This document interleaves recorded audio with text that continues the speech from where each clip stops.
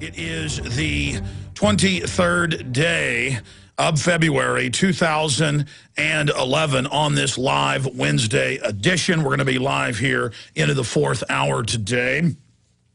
We have Porter Stansberry, who is a financial analyst of great renown, who's been breaking down the death of the dollar that he believes is imminent in the next 12 months. Then that first part of the interview yesterday was too powerful, record listening audience just on the audio streams as a gauge. The audience wants more from Lindsey Williams. He'll be joining us again with more information. He couldn't even get to it all in the third hour today. Then we go into overdrive with James Corbett joining us from Japan with the Corbett Report. So that is what's coming up today. I do have a special announcement that I'll make later in the next hour about a special guest that is on the broadcast tomorrow that'll definitely make big headlines around the world. And it takes a lot to get me having butterflies, but we're pretty excited about it. Set the record straight on some things, but also the amount of attention that it will also help folks find information about the New World Order and the overall awakening that's happening. I'll just leave it at that until later in the next hour. And I'm going to announce that here on air for you today. The globalists plan to destabilize the Middle East. The powder keg of the suppressed people and the dictators installed by the globalists to keep them in line is continuing to explode. And each cascading explosion or detonation of political anger and citizen rage is intensifying in a domino effect. Obviously, we're going to be talking about that. Commodities continuing to explode in prices. Italy says 1,000 people were killed in protest in Libya. And Libya has more contacts than just about anybody in the region because they're so close to Libya. So that is just some of what is going to be coming up here on the broadcast. Also, some news has come out in the last few months that we've mentioned, but that I haven't given a proper amount of time to. And that deals with the true frontier of how the globalists are going to suppress the population. And so much of what we cover here has already been reported here, but still is hiding in plain view, even for myself, when guests like Dr. Nick Begich say, Alex, forget chemicals in the water. Forget vaccines that target the brain and re-engineer the chemistry. Sure, that's important, and that's on the forefront of the globalist suppression of human intellect and consciousness. But he said it's electromagnetic is where most of their funding is. And that's what Dr. Nick Begich, of course, his brother, U.S. Senator, his father, famous congressman, great researcher, incredible intellect in his own right. Just a month ago, so ago, he said, listen, it's all about frequencies. It's all about DARPA's moves to test. And this was even in the Baltimore Sun about 8, 9 years ago. I covered it on air ad nauseum.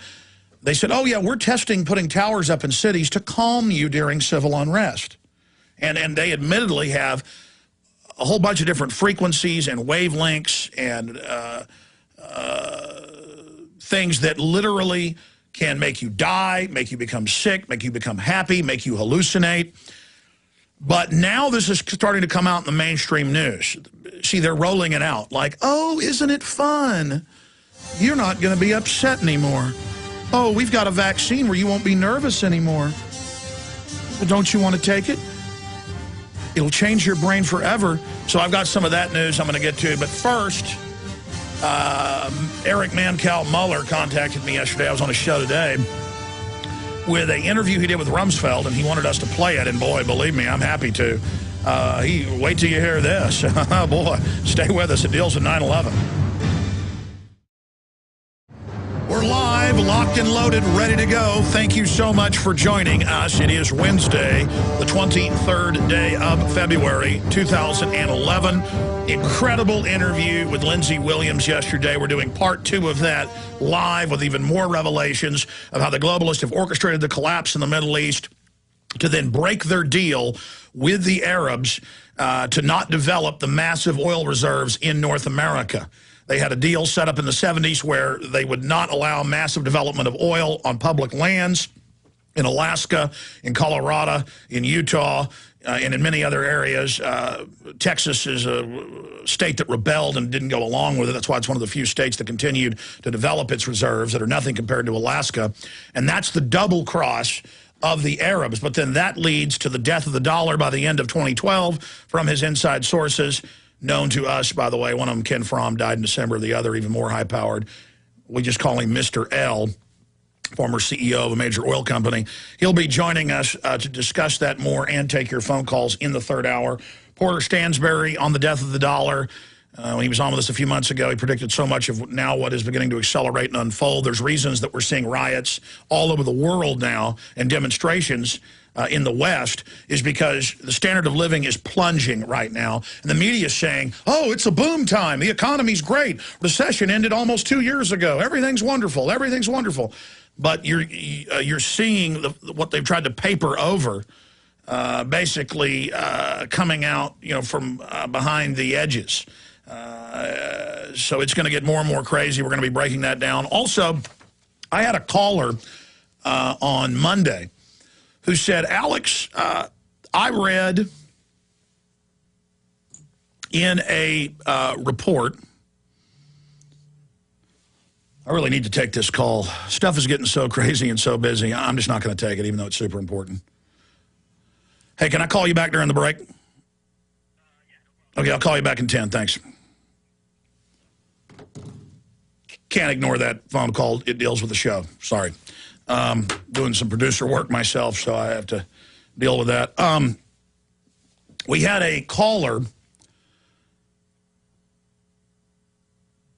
who was saying that he had read somewhere but didn't see any bibliographed linkage that the U.S. government is training with foreign governments to occupy the U.S. with foreign troops.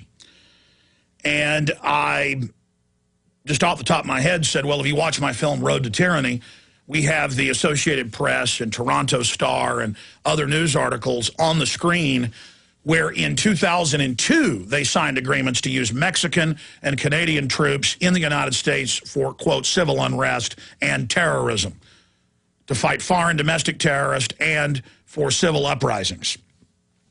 That's in the NLE-09 drill. Just put in NLE-09, the first link you get. In fact, let's just put it on screen for folks watching on prisonplanet.tv. Is FEMA putting a press release out how they were working with all these foreign governments to track and suppress terrorists during an uprising in the U.S. Then, of course, there's the quotes by different generals that we've played on the air. What Wesley Clark's one of them. Also, Colonel Craig Roberts' nephew going out of West Point was given an internal briefing with several hundred of the cadets. And then after, Roberts has told the story many times, then later he was given another briefing once he was out of the training and in the official military that, yes, foreign assets would be used during uprisings in the United States, because corrupt systems always try to use outside forces, because even if you can get 30, 40, 50% of your troops to fire on their own citizens, or even if you fly New Yorkers down to Texas or Texans up to Wisconsin, a lot of times countries will try to, we saw this during the uprising in Tiananmen Square. It took them about a day and a half to respond because they shipped in troops from several, 400, 500 miles away from a totally different province where they even spoke a different Chinese dialect, to make sure they weren't shooting mommy and daddy and brother and sis and their cousin.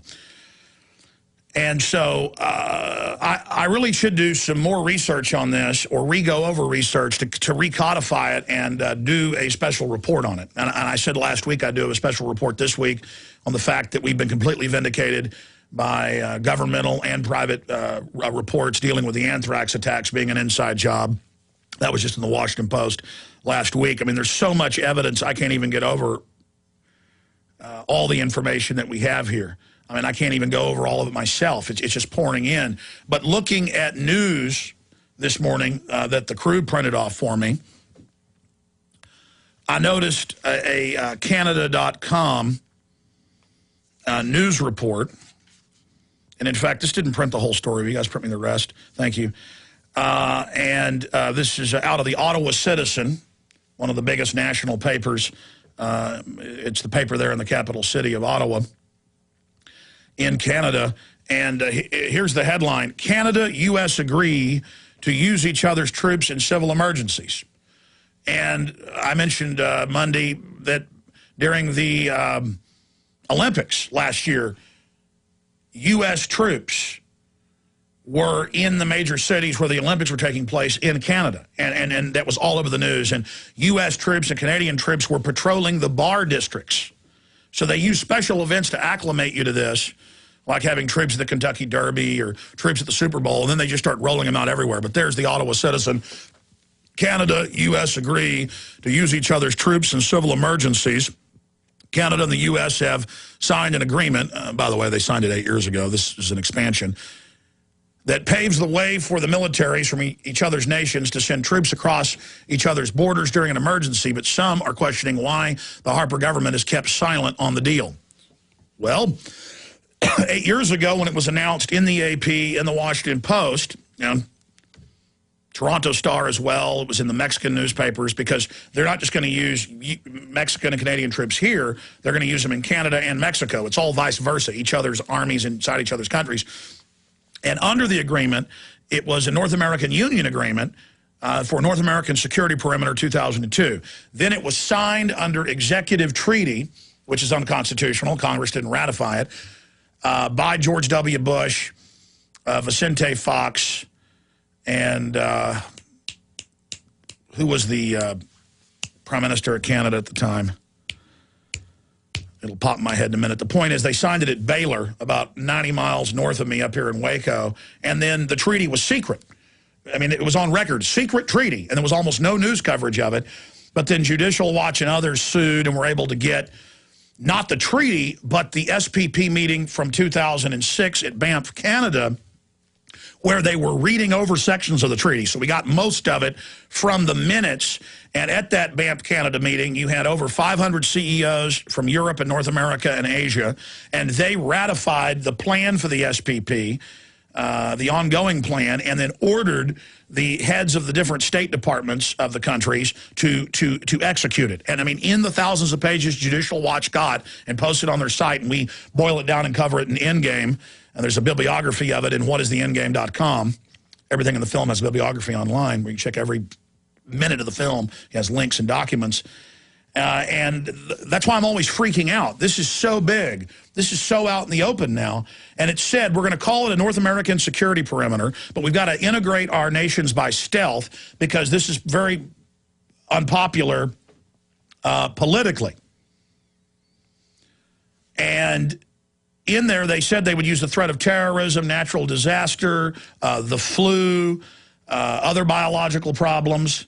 They said that they would use that as a way to sell the public in the future on accepting having each other's militaries in each other's countries. And WorldNet Daily covered it, Judicial Watch covered it, we covered it, Coast to Coast AM covered it, a few others did, but really nobody else. But the point I'm making to the caller from Monday is he said on the spot, give me documentation, and I gave him from memory a lot of places where he could get it. But, I mean, here's February 22nd, yesterday. I got it this morning without even looking. I mean, I see this stuff every month or so, sometimes more often, where they admit that it is to suppress insurrection. I mean, go read it. It's the National Paper of Canada, one of the major national papers of Canada, the Ottawa Citizen. And there it is. I mean, just last year I sent some of the crew, Rob Dew and others, up to Chicago. And they did drills of putting Americans in sports stadiums, arresting people. And they had Polish troops, Czech Republic troops, and they were training to go back and suppress their population. And our military was training to suppress our population here. And it was admitted that that's what it was for. And then they had an unannounced drill the day my guys had to fly out, but it did come out in the news that they had another drill at the big football stadium in Chicago for locking people down and rounding them up. And then I showed you some RAND Corporation documents 2 weeks ago on air, and federal government articles for the Army. and FEMA dealing with sports stadiums and how to put people in them and lock things down. I mean, see, that's what's so frustrating about Glenn Beck and people saying, oh, I'm going to expose the FEMA camps, oh, they're real, and hyping it for a month and then coming out and saying they're not real and using straw man examples of camps that aren't camps. And I even predicted he'd do that. I mean, it's frustrating to pore over this 24 hours a day. I mean, I was dreaming about all this last night. I don't even get rest when I'm sleeping. And then to see people knowingly up there posing as patriots deceiving you. I mean, it makes me very, very angry. I would love to fall down on my knees and lick Glenn Beck's boots if he would just tell the truth, just like I do Ron Paul. I mean, I want there to be leaders who are real. I don't want to, it's not, you notice I don't attack other talk show hosts very often. I like to praise people when they go in the right direction, when Limbaugh or Savage do. And I try to praise Beck when he goes in the right direction. He just consciously mixes deception in, and that's what's dangerous. But here it is. If you want to know about foreign troops for America and vice versa for Canada and Mexico, there it is. Big paper in Canada. New article out yesterday. By the way, in Seattle and other cities, restaurateurs and coffee shop owners are refusing to serve TSA agents. These are restaurants and things outside airports nearby. And in one case, the owner of the restaurant coffee shop said they've humiliated me. They've basically grabbed me. They've yelled at me, and I am not going to put up with it. And so they turn their backs on the TSA workers whose faces they recognize, or when they come in uniform and they do not serve them. And shunning is a powerful way to protest. By the way, I said I'd get into Donald Rumsfeld and the big 9/11 development, and we'll cover that in the next segment because I was waiting to confirm that Eric Mueller, Mancow, could come on. Incredible interview he did a few days ago where Rumsfeld said he doesn't know about Building 7 and has never heard of it, which, of course, is a bald-faced lie. It was a giant CIA command base, FBI base, NSA base, Defense Intelligence base. Almost the entire building, every floor, but a few, was government black ops. That's on record. The state command center, the federal command center for a 3-state area was in there. Giuliani's bunker. They done the big renovation a year before to harden it against attack. They did some special modifications. But Mancow's starting to wake up to 9/11. Now, he's with his family right now, with his kids. He's trying to duck out of a restaurant and talk to us for 10 minutes. That's coming up in the next segment. But the exciting development is that the TSA is a globalist move to acclimate us, to condition us for prisoner-slave training. But it's a perfect issue to get the people together because it isn't about liberal or conservative, how they always divide us. It's about we're human beings with dignity, and what you're doing is wrong, and it's not keeping us safe, and we don't want to be microwaved by the scanners. I went and got my hair cut yesterday, and the lady who cut my hair, her boyfriend was flying back from North Carolina, and the scanners were still in place there. A lot of the airports, they've turned them off or barely use them. And they put him through the scanner, hands up. They were doing pat-downs of everybody else who'd already gone through the scanners. See, it's not just refuse the scanner, get a pat-down. They're phasing in both. To train you to be humiliated, to train the TSA workers to then hit the streets and have checkpoints. That's already being rolled out. This is about training everybody, government, media, the public, the courts. They don't even follow the radiation laws of OSHA with radiology. They just do whatever they want. You know, a dental office, emergency room, they've got to have weekly and monthly checks and calibrations of their equipment, and private firms coming in and testing it. Not the TSA. They just, we'll do whatever we want. No radiation badges, no nothing. But there she was, and she's not a listener of the show, there she was, out of the blue, not even, she knows who I am, as people come over and shook my hand, you know, every time I'm there getting my hair cut. But she's like, yeah, you talk about TSA, I heard. Well, this happened to my boyfriend. And she was telling me how angry she was and how she might not fly anymore and how this was wrong and how it's humiliation. And she totally got it. So I told her, spread the word, say no. So this is a fight they're going to lose. We've got right on our side. If we stand up and continue to expose what they're doing, they're going to fail. But to have restaurateurs, in fact, and other business owners, because Watson reported one story. I did a search and found several others. This is a trend. And this is getting picked up by other people. So I want to invite folks to go to prisonplanet.com. In fact, let me pull the article up so I can give you the exact headline here. I know he wrote that this morning. Has it already rolled off? A featured news? Man, they post so much stuff at InfoWars and Prison Planet, even our original news that's bombshell, that it scrolls off in a few hours. I guess you got to check the featured news archive. That's the link there. Here it is. It's still on Infowars.com in the featured news, second story. Seattle businesses refuse to serve TSA agents. So I guess he does have the multiple businesses there in Seattle. But this is spreading all over the place. And so we're not going to associate with you. We're not going to talk to you unless it's coming over, and if you're a congressperson letting this happen, or you're a government bureaucrat letting this happen, or you're a TSA minion, you're all guilty. And if you're TSA people, you should say no to this.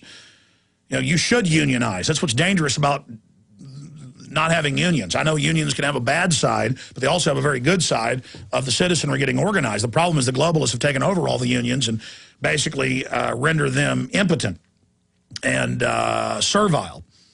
But I know for a fact they're culling through the TSA workers and go, do you have a problem with the radiation? Yes, you're fired.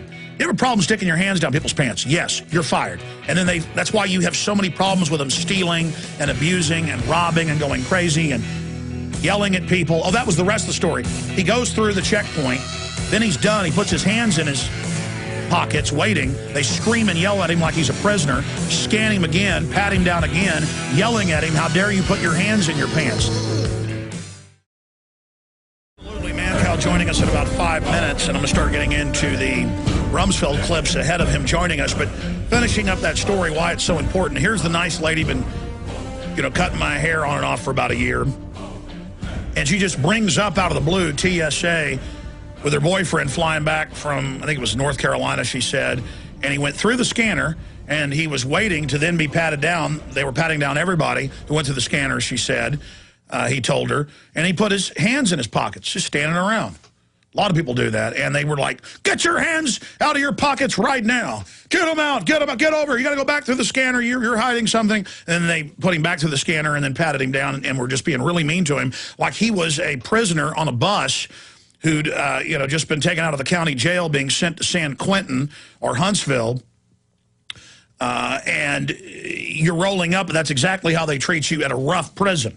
I mean, from what I've read, even low security prisons, they're not that rude or mean to you. Not even so much medium, but high security, they let you know, they humiliate you, they strip you down. And in some cases, TSA strips you down in public or takes you in a back room while they rob your suitcase of money.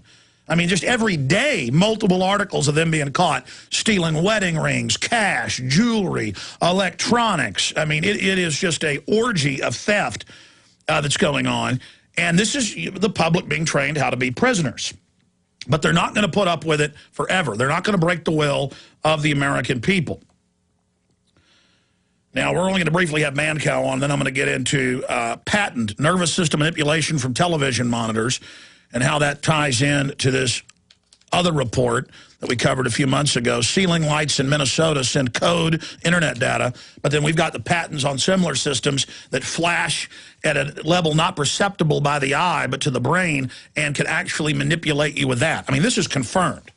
The old thing of how a hypnotist with a flashing light or the swinging watch, this is much more high-tech than that, and they can actually make you throw up. They can do anything they want with this.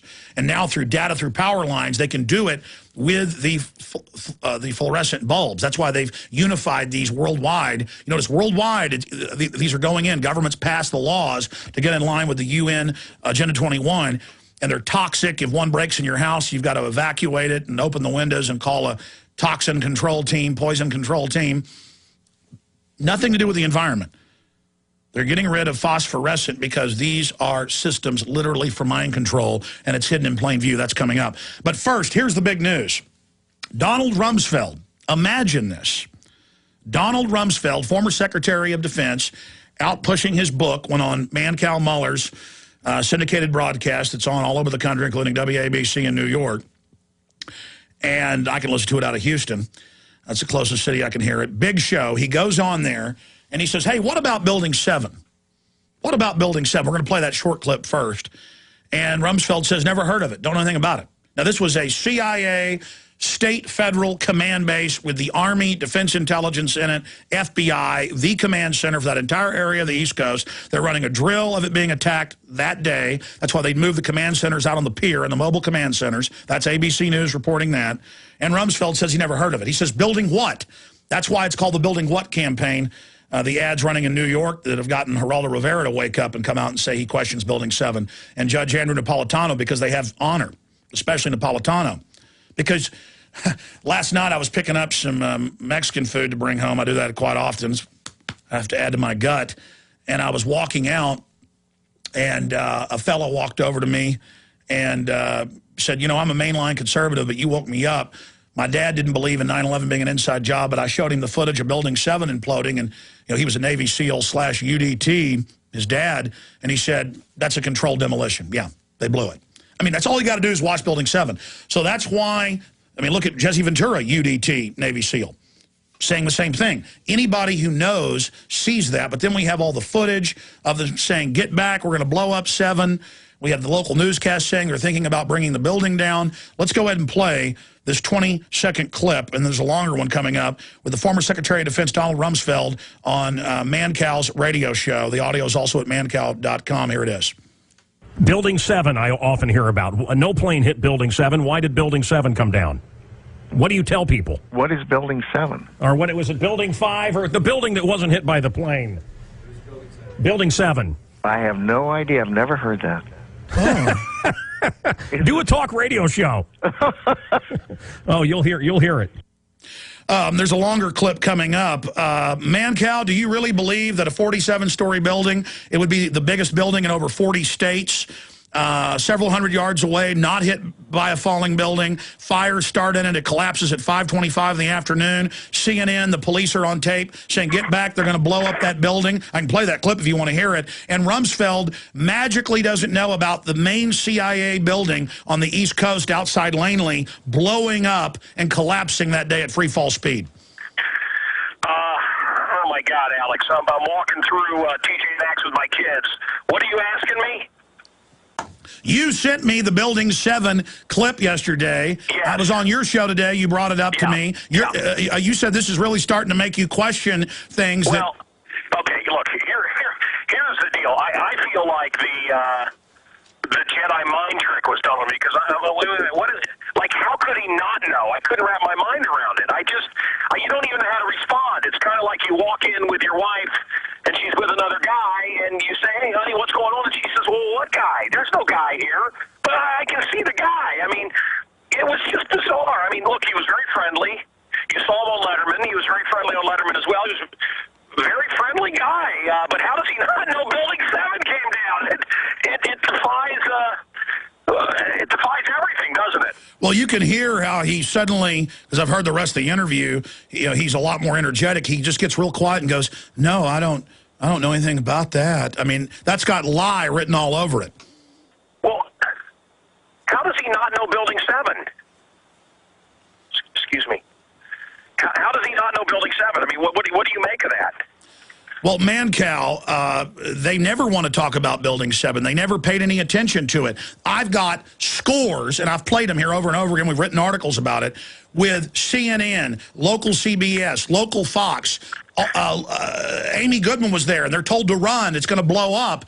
And the cops are saying, get back. It's about to come down. They're going to bring down that building. Silverstein goes on PBS a year later and says, we gave the order to pull it and then watch the building come down. Well, look, I've heard the stories. It was a planned demolition, right? They were going to bring it down. Now I've heard that, and now they're claiming that that another building fell on it. Although that's not really what happened, is what you say and others say.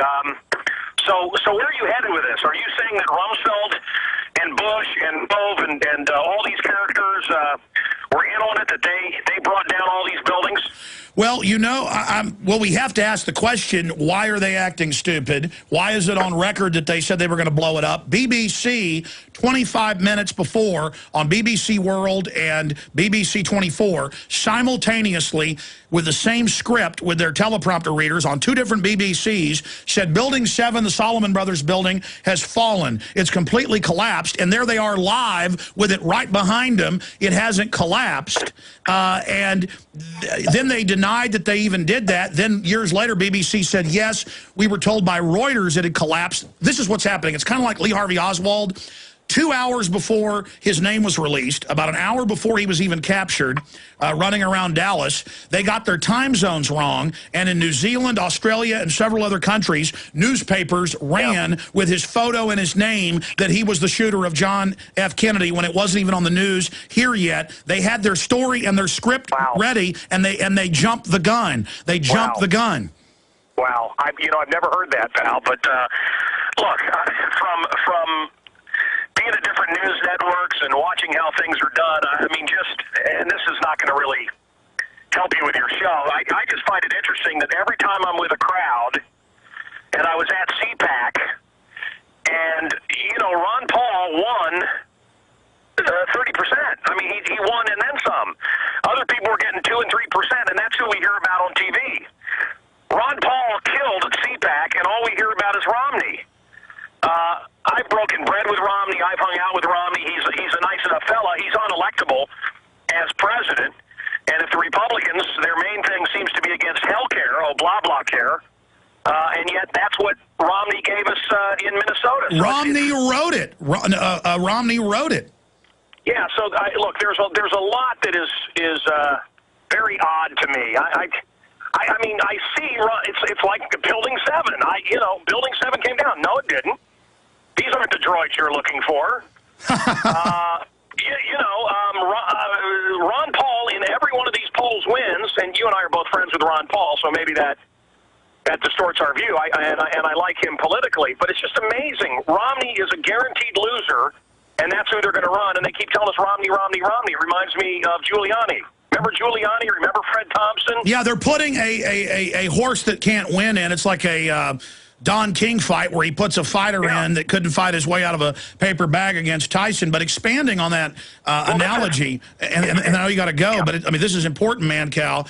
Expanding on that, he only won by 2 points last year. He won by 7 points, totally creaming Romney in second place. And I was listening to the radio news feed that this network, Genesis, carries, and they didn't even report the Monday after that Ron Paul had won. All they talked about was Mitt Romney.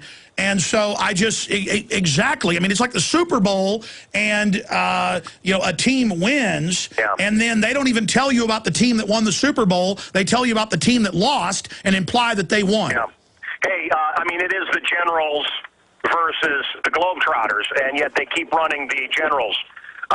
Hey, bud, let me tell you, here in Chicago, what happened yesterday. Oh, yeah. All this election fraud. I mean, let me stop you. Talk about it. Magically record voting problems and the gangster Rahm Emanuel he's in. Tell us. Yeah. Well, look, you have it's so big, Alex. It's so big. And I don't want to insult your listeners. But it's so big, I don't even know how to put it into radio terms. And this is what I do for a living. Let me try to make it simple. This guy, Rod Blagojevich, came out and said, look, they're crooks. They want to jack up your taxes. They want to steal from you. I won't let them. They're going to dummy up something and try to destroy me. And I thought, well, that guarantees our taxes aren't going to go up. They jacked up our taxes 67%. They keep telling us this guy's a crook. The courts freed him. A jury said, no, this guy isn't a crook at all. And immediately, they screamed out in court, retrial. And, of course, the government has endless funds to go after people. They've never proven anything against this guy. Look, I live in Illinois. All these guys are crooks, but they haven't been able to prove anything on this kid. So he says he's going to talk. And if he talks, the House of Obama comes down.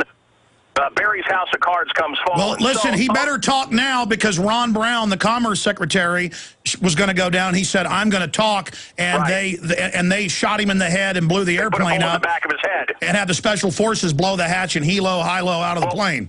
Do you have time for me to finish here? Yes, go ahead. So you know, the Daley family, Mayor Daley, a famous name in Chicago, he's going to step down. His brother replaces Rahm Emanuel. Rahm Emanuel, the head of the White House, is coming to Chicago. I know for a fact the #1 guy, and he's a great man. He's a great man, okay? And maybe someday I'll talk about it. I gave him my word that I would not. And I'm telling you, the guy that would have been the next mayor of Chicago that is a great man got a personal call from his old political buddy Obama, and Obama said, look, you can't run. Do not run. And this guy decided not to. And I don't know what kind of...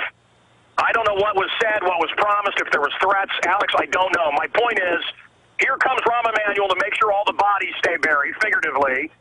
Blagojevich are going to make sure he doesn't talk. They want to make sure they protect, I believe, and I study this and I live this, guys. I believe they want to protect the House of Cards that is the Obama administration. They don't want the truth to come out. And this election, less than 500,000 people voted in Chicago. Wow. Well, I've got the reports pouring out of Chicago of massive fraud and people saying that the fix was in, but we all know there's never election fraud in Chicago. Yeah, well, I mean, you know, the old joke is the dead vote. I don't know that it's very funny, but that's what everybody talks about. All right, Mancow, finishing up here, and I want to get reports. I know you're very busy. Yeah. You know, soon. Our man in Chicago is Eric Mancow, Mueller, Mancow.com. But in closing, going back to Rumsfeld, I mean, look. Yeah. You asked me today on your show, what is a 9/11 truther? Well, it runs the gamut. But all I know is that Norman Panetta, the transportation secretary, was in the bunker with Cheney 45 minutes earlier than Cheney said he was, and testified before Congress that Cheney basically ordered a stand down of the F-16s to not shoot down Flight 77 or whatever supposedly went over or into the Pentagon. And so all I'm saying is, Mancow, I'll send you, like you sent me the clip of Rumsfeld, we appreciate it, I'll send you the articles we've written with a bunch of video clips of cops and people going, get back, they're going to blow up Building 7. And it was on the news that, well, we may bring it down. They blew it up. And now Rumsfeld tells you, I don't know what you're talking about. I mean, come on. Okay, look, Alex, send me the audio. I want it. Okay, but look, let's skip everything, okay? Let's skip everything you just said. Can we skip that for a second? Sure. Okay. How about just the fact that Building 7 in New York came down on 9/11 and he doesn't know about it? I mean, let's just start there. And then when your mind starts racing and you start connecting the dots, it is a frightening proposition. You follow what I'm saying?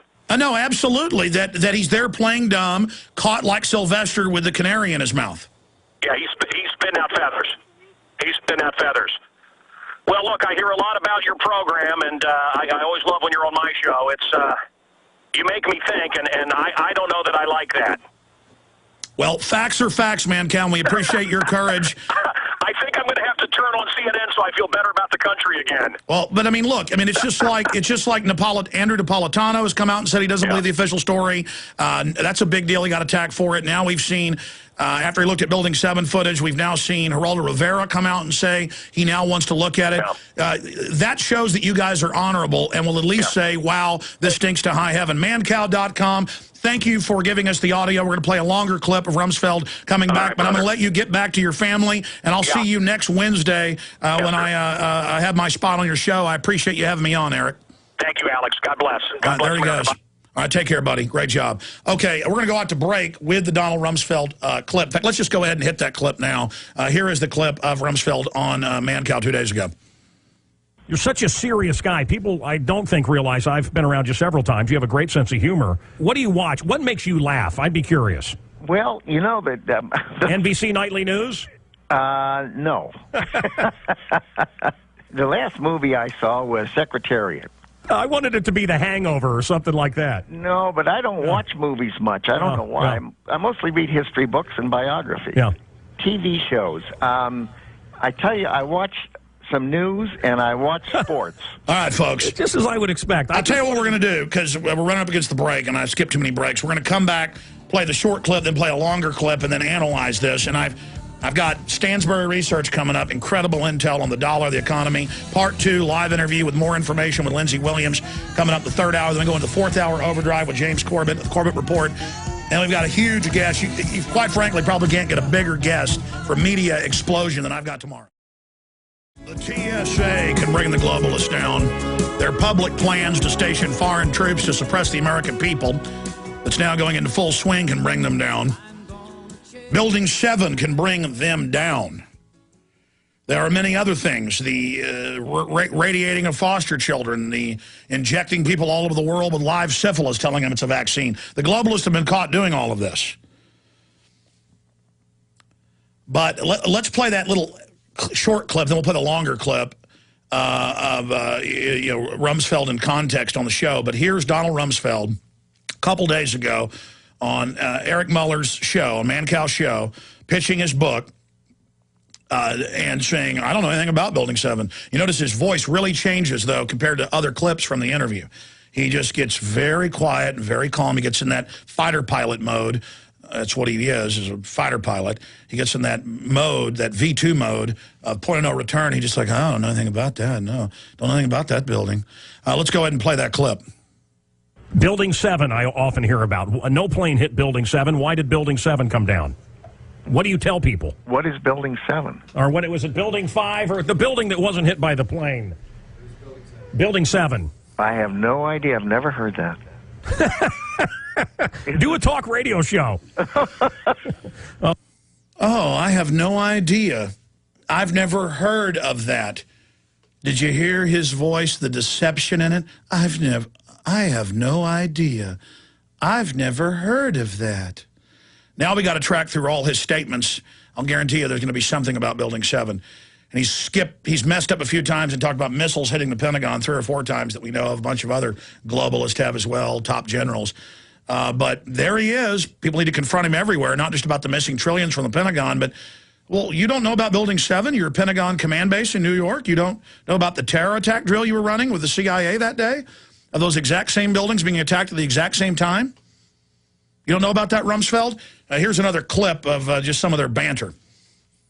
You're such a serious guy. People, I don't think, realize I've been around you several times. You have a great sense of humor. What do you watch? What makes you laugh? I'd be curious. Well, you know that... NBC Nightly News? No. The last movie I saw was Secretariat.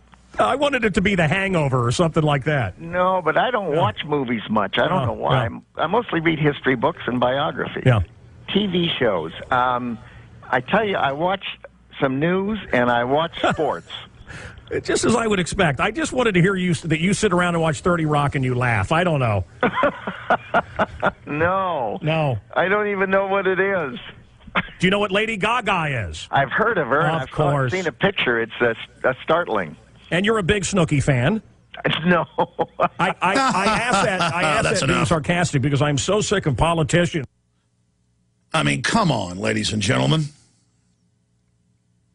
Now, you noticed on Super Bowl Sunday, I took the crew out because we did the live show then to a steakhouse, and Karl Rove was there 3 weeks ago. And he wasn't following the Super Bowl either. These guys don't. Oh, they'll go to a Super Bowl to sit there as the emperor at a gladiatorial event to make you think it's important and that they care. But very few of these people, George W. was into sports, obviously. They're not into it. They're not into TV. They're not into movies. They're into history books. Because those that know history can control the future and the present. I am so blessed that my house growing up with my parents was filled with history books. And when I was 10, 11 years old, I liked reading Louis L'Amour. And I happened to pick up some World War II books. And boy, that was the end of it. And you just can't keep me away from it. And then when you learn how governments work and you read hundreds and hundreds of history books a year, don't have time to do it now. I read boiled down synopses. You then start to see how humans act over and over again. And the globalists are acting exactly how we would expect them to. We got Porter Stansberry with bombshell information coming up at the 5 after break. Do this quick little 5 minutes on the other side, dealing with mind control. Very important developments. I'll have to do more on this tomorrow, just because I got too many guests stacked up. Okay, coming up in the next segment throughout the rest of the hour and 5 minutes into the next hour, Porter Stansberry of Stansberry Research will be joining us to get into his prediction that you're going to see dollar plunging and devaluation in the next 12 months or so. And boy, since he first said that 2 or 3 months ago here, you've seen that accelerate. We'll get his view on what's happening in the Middle East, the destabilization, the riots. He's predicted that as well. His predictions have been called by barons and others a dire prophecy.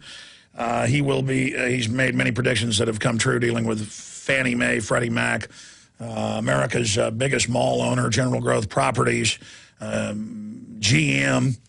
So he is coming up.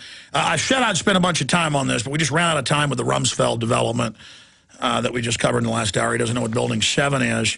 Lindsey Williams is joining us coming up in about an hour from now, about an hour and 5 minutes from now. Part 2 of the incredible interview yesterday. We're going to get into the in-game part we didn't really fully get into. Very important information. And we're also going to quantify it. Phil, after the show, really smart guy, he said, now exactly what's the double cross of the Arabs by the globalist? And I think, those of us that really study economics and these global deals, we already know all this, so we don't really state it clearly.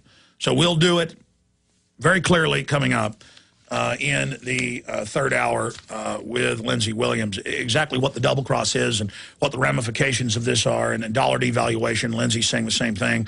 He's saying it's not this year, it's the end of next year. But regardless, we need to get ready for this and hopefully get the word out on it. The globalists might back off, but mathematically, many economists say it's a certainty. It's a debt black hole that's fraudulent and impossible to pay back. So we're going to be covering that. And then James Corbett going into overdrive in the fourth hour today, joining us from Japan. Now, continuing here, I saw this article over the weekend from Farm Wars, great outfit. It's up on Infowars.com. Patent nervous system manipulation from TV monitors. And this is exactly what Dr. Nick Begich was talking about a few months ago on the show, saying, look, chemicals are the old way to control people on the food and water. And yes, that's going on, and it's admitted, and they've been caught ad nauseum, ad infinitum. A laundry list. But he said electromagnetic is the way to go, and light is the way to go, because the eyes literally are sending programmed information to the brain. Now, this was known back in the 1940s when a certain flicker rate was adopted for televisions that wasn't even the highest quality or the best type system to transmit. Didn't even reach as far. What you transmit with UHF, VHF, AM, FM, I'm not an engineer, but I've seen it explained to me, has an effect on how far it goes, how much power you got to send for... but I'm getting too technical here, and I guess I'll have to cover it more tomorrow. The issue is the flicker rate. It's admitted that it causes brain degeneration. It's admitted it causes the brain to go into a catatonic sleep-type state. It's admitted that it mesmerizes people. You ever been talking to your kids if they're watching TV? It's why I don't let my kids watch hardly any television. And they're just like, hey, and they're watching, and they're just like zombies. And you'll go over to a friend's house, they're watching TV, and they're like, get a beer out of the refrigerator, or popcorn, or Coke. And you're like, hey, did you hear about that at work today? Or how's your wife doing? And you're like, hey, Bob. And then they can't even hardly talk to you. Could be a really smart person if you see them at work or on the street or at a football game or whatever, but when they're watching TV, it's more than just suspended disbelief, where you go into fantasy land and then your subconscious accepts all of the program messages, that are played out there. There's an overlay that it puts you in that highly suggestible state, but that's not what these patents deal with. U.S. patent number 6506148. This particular patent deals with programming the brain and manipulating the central nervous system to make you angry, happy, nauseous. The computer can actually control the mind. And now they can do it through high-def TV, even better, computer monitors, but it gets worse. They now want to, quote, have data transmission over power lines that then interface with the light bulbs and do a flicker. Oh, man, this is hardcore. Stay with us. I've been aware of Porter Stansberry's incredible research for many years. The Wall Street Journal has said that he's among some of the most astute researchers and people that can forecast what's coming in the economy. Barron's called his work a dire prophecy when he predicted with total precision years before what was going to happen with Fannie Mae, Freddie Mac, GM, General Growth Properties, the biggest mall owner, and a whole other laundry list. And now he's making his biggest breakdown or prediction yet. He's saying in the next 12 months or so that they believe that there's something going to happen that is going to basically end what we know as America. And, of course, that's dollar devaluation, the end of the dollar as the world reserve currency. Now, some of my connections to oil company execs and others, they're saying 2012. But regardless, this information is key. And we're going to be going over it with him until 5 minutes in the next hour. Then Lindsey Williams with information that completely couples and dovetails with everything Porter Stansberry is talking about. Will join us for part 2 of that record-rated show yesterday. I mean, it just blew everybody away. Our servers had smoke coming out of them. And we've got an extra record audience today just on the downside of that. So people are really responding. They're really starting to listen. And this is extremely powerful information. But we want everybody to go to endofamerica3.com. That's endofamerica3.com. If you want to see all the incredible daily reports, the free video that breaks all this down, where he goes through all the graphs, all the documents. And if you've already seen it, send endofamerica3.com to everybody you know so that they can be warned, because knowing this is coming is one of the only ways we can brace for the crash landing. Every economist we talk to says, we had Mark Faber on 2 days ago, and that guy was on the board of dozens of Fortune 500 companies. He said it's guaranteed total collapse, but he's saying, you know, it could be longer in the future, and mirrors what Porter Stansberry's saying, but Stansberry gets in even more detail. You know, the point is, we're crashing, but at least we can warn people to brace themselves. And I tell the story about, and then I'll go to Porter. It was probably 7 years ago. I was visiting family in Fredericksburg, Texas, in my Tahoe. And thank God that there were so many family going out there that my dad and I just rode in the Tahoe. My wife and my mother and my 2 children at the time rode in her Passat. And they, about 30 minutes before, my uncle's looking off the mountaintop that he lived on at the time. And he said, the hilltop, he said, you better leave. Those storms look bad. He went in and looked on the internet, and tornadoes were forming, 20 miles away. So my wife and everybody, my grandma too, they all left 30 minutes before us. I stayed to shoot some more guns, drink some more coffee. And driving home, we got blown off the road by a tornado. We didn't know it was a tornado. When the state police got there, they said, up the road, a tornado just blew down some barns and houses. When we drove into Johnson City, power lights were out, cars were turned over. But I'm driving, I'm going about 55, it's raining. Boom, tornado comes through, throws me off down a 50-foot embankment. We're spinning, but it's like when time slows down, and then we start shooting backwards down the gully, and I told my dad, I said, brace for impact. We're in seatbelts. He braces. We slam into it, and it crushes the Tahoe it was one of the big Tahoes, from the back all the way into the back seats. Both of our seats break back in the impact. My dad got a concussion and started vomiting a few hours later. I was okay. But the point is, I said brace for impact. And I think that it really helped us. Now, I'm done with the analogy, but ladies and gentlemen, the tornado, a lot of people don't know it's coming. Stansberry's saying tornado's right there. He's predicting it's going to hit us on the road. Take evasive action. Porter, is that a good way to put it? Yeah, I think that's exactly right, because, as you said, you've had economists after economists on your show. There's really no doubt at all about what the consequences of what the Federal Reserve is doing to our money will be. The only question is when. And, reasonable people can have differences of opinion about that because, as you know, predictions are difficult, especially about the future. So there isn't any question at all that there's a tornado down the road. The only question is, how hard is it going to hit us? How far is it going to throw us? And what I'm telling people is, you want to err on the side of caution. And, I was on 2.5 months ago, and I told everybody at that time, look, food prices are going to go to the moon right now. And as you know, that's exactly what's happened. And that's spawned revolutions in Tunisia and Egypt and demonstrations in Iran. And all these things are part and parcel of the same problem. And they're going to get a lot worse. And the folks who think that these problems aren't going to ricochet back into America, they're deceiving themselves. The union demonstrations that are just getting started are only going to be the first wave of this. Well, I remember what you were on 2.5 months ago or so, and I've been begging to get you back. You're so busy, you haven't been able to. And I know you got family stuff coming up. Your wife's getting ready to have a baby. Was that okay to say? Absolutely, okay. Yeah. No, we're excited about our second son. But I've been begging you to come back on the show, and we're so honored because of all the people we've interviewed, you really have laid it out, I'd have to say, the most accurate. We could re-air that interview right now. People would think it was today. You said it's going to cause riots, it's going to cause destabilization, it's going to come here, and it's going to start sooner than these other economists are saying. And I'd say that's the difference with you. They like to hedge their bet and claim 2 years, 3 years. You're saying no, the next 12 months. Yeah, I was saying in November that food prices would double in the next 6 months. They pretty much already have. I'm saying that gold and silver prices are going to go up by at least 50%. They're well on their way. I'm saying that there is going to be no improvement to the employment problem whatsoever.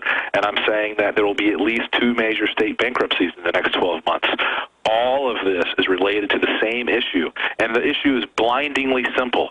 There were tons and tons and tons of bad loans that were made during the 2000s in the housing industry and also to corporations. Those bad debts have never been written off. They were transferred from people like Bear Stearns and Lehman into the U.S. Treasury. That's all a matter of fact. It's been widely reported. All that bad debt is now being papered over by the Federal Reserve, which admits to creating at least $2 trillion worth of new money to paper over those bad debts. Well, that $2 trillion worth of new money isn't going to disappear. It's causing huge dislocations right now in the market for food and energy. And later, it's going to cause huge dislocations and other monetary instruments like gold and silver and other kinds of debts. And, of course, all of this problem is going to destroy our currency. It's going to make it impossible for the federal government to finance its ongoing debts.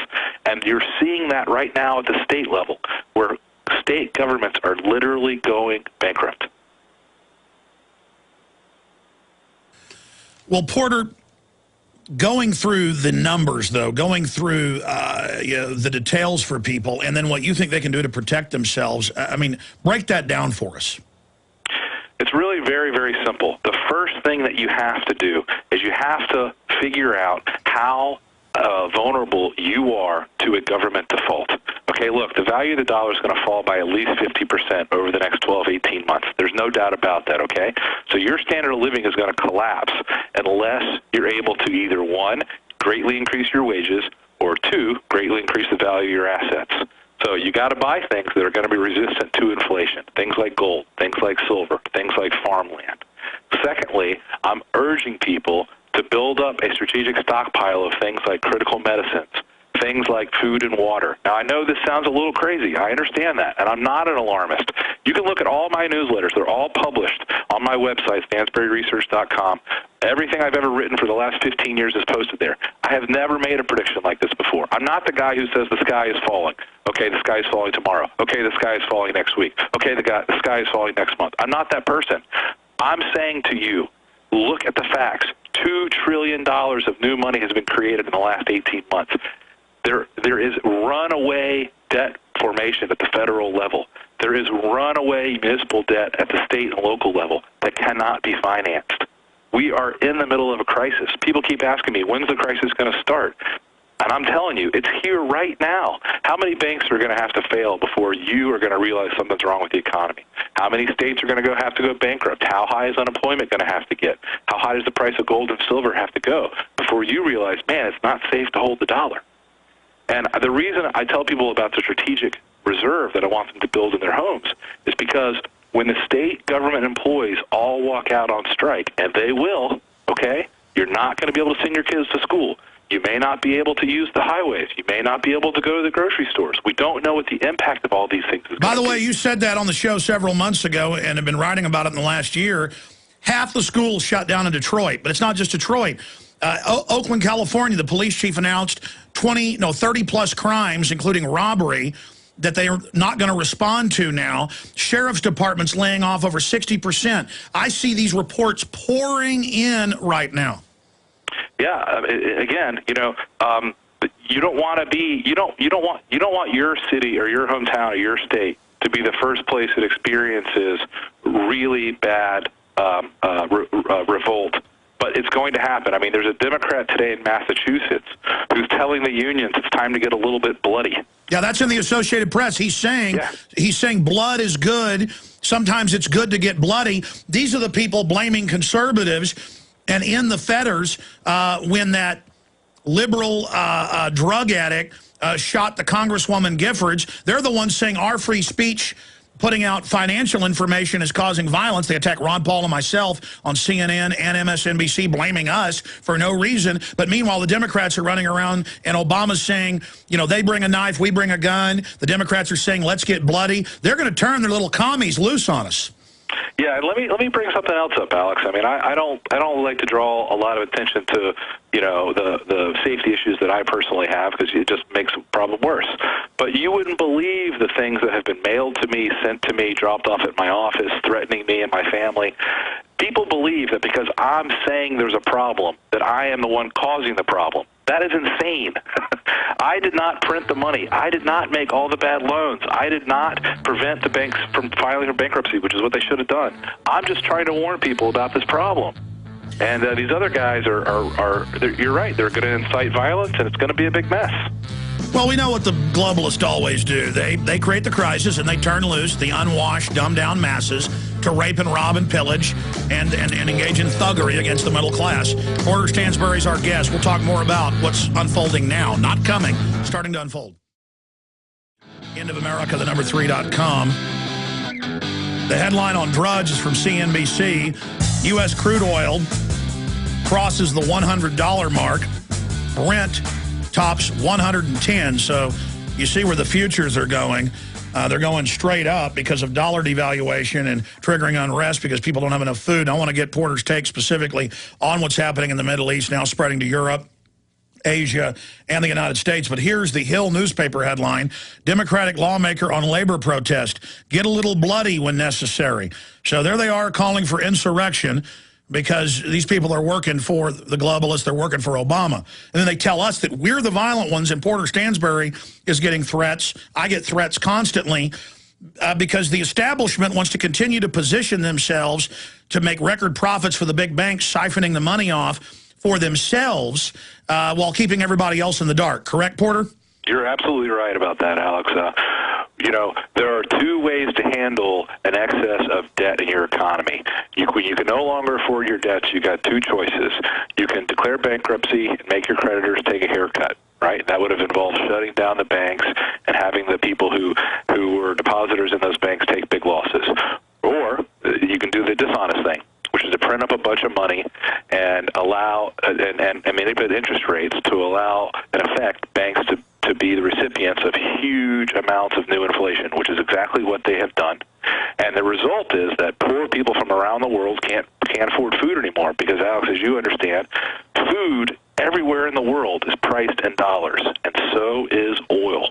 And those are the two things that people need the most, the fastest. They need food and they need energy. And in third world countries, as you know, on average, more than half of their paycheck is spent on food and energy. That's right. So the first thing that happens when you have a huge inflation is food and energy prices go bananas, and then you get the resulting unrest. And all that stuff will lead to other prices soaring as well. Because as these emerging markets fall apart, all the stuff that we're used to importing cheaply is going to go way up in price. And it destroys confidence for investment. Absolutely. And of course, now you're going to see the Fed. You'll see Bernanke say, "Oh, I had nothing to do with this. This isn't my fault. These are internal political problems for these other countries." It's all a bunch of garbage. The reason why all this stuff is happening is because of food and energy prices. And I have to tell you, Alex, most people think, "Oh, this will be the end of it." This is just the beginning. The Fed cannot stop printing money because there is no other way to finance our debts. People don't understand this. We've never had trillion-dollar deficits before. I mean, those are outrageous numbers. Not only that, but we keep having them. There was one in 2009. There was one in 2010. There's going to be one in 2011 and in 2012. There is no one, not a Republican, not a Democrat, no one who's talking about running a balanced budget. A month after they announced that they want $100 trillion additional in QE2 at Davos, they've now announced that they want $100 trillion on top of it, QE3. I mean, this is insane. It is not going to stop. The number is going to get bigger because once you go down this path of running constantly larger deficits, the only way to finance them is with inflation. And that's how I knew, going back as early as 2006, 2007, that this was going to happen. And if you read my old newsletters, you'll see this is not a new prediction for me. It's simply the time when the inflation is erupting. We're going to go to break in a moment, long segment coming up, but I wanted to play the new TV ad, and people can go to Stansberry Media on the YouTube channel and watch it, or you can watch CNN and many other channels and see it. If you're a radio listener, prisonplanet.tv viewers obviously can watch it right now. But here's the new Stansberry Research national ad. You may recognize the voice. U.S. citizen is predicting that in 2011, we will witness the most important day in America in more than 50 years. He says it will change everything about our lives. The way you shop, travel, invest, educate your children, and even how you take care of your health and your own family. Now, this man has made some outrageous predictions over the years, but here's the thing. He's usually right. You see, he predicted the collapse of GM, Fannie Mae, Freddie Mac, and America's biggest mall owner. In fact, Barron's called his work a dire prophecy.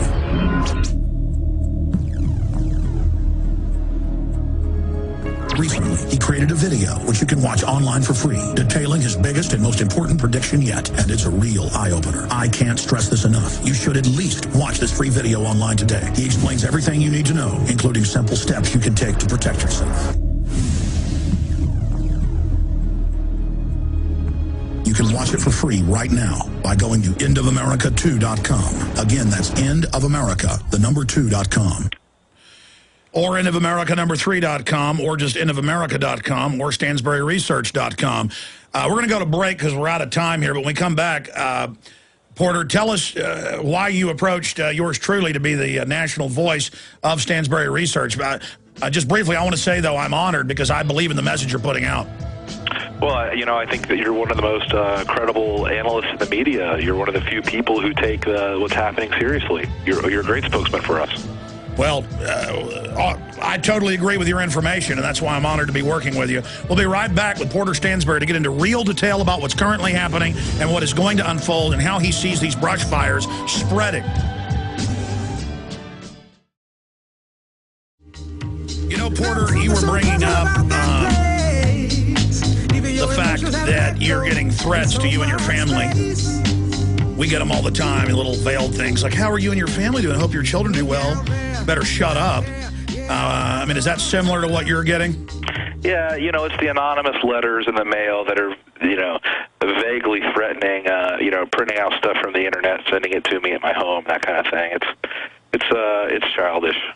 But somebody like you, that only makes you work harder, doesn't it?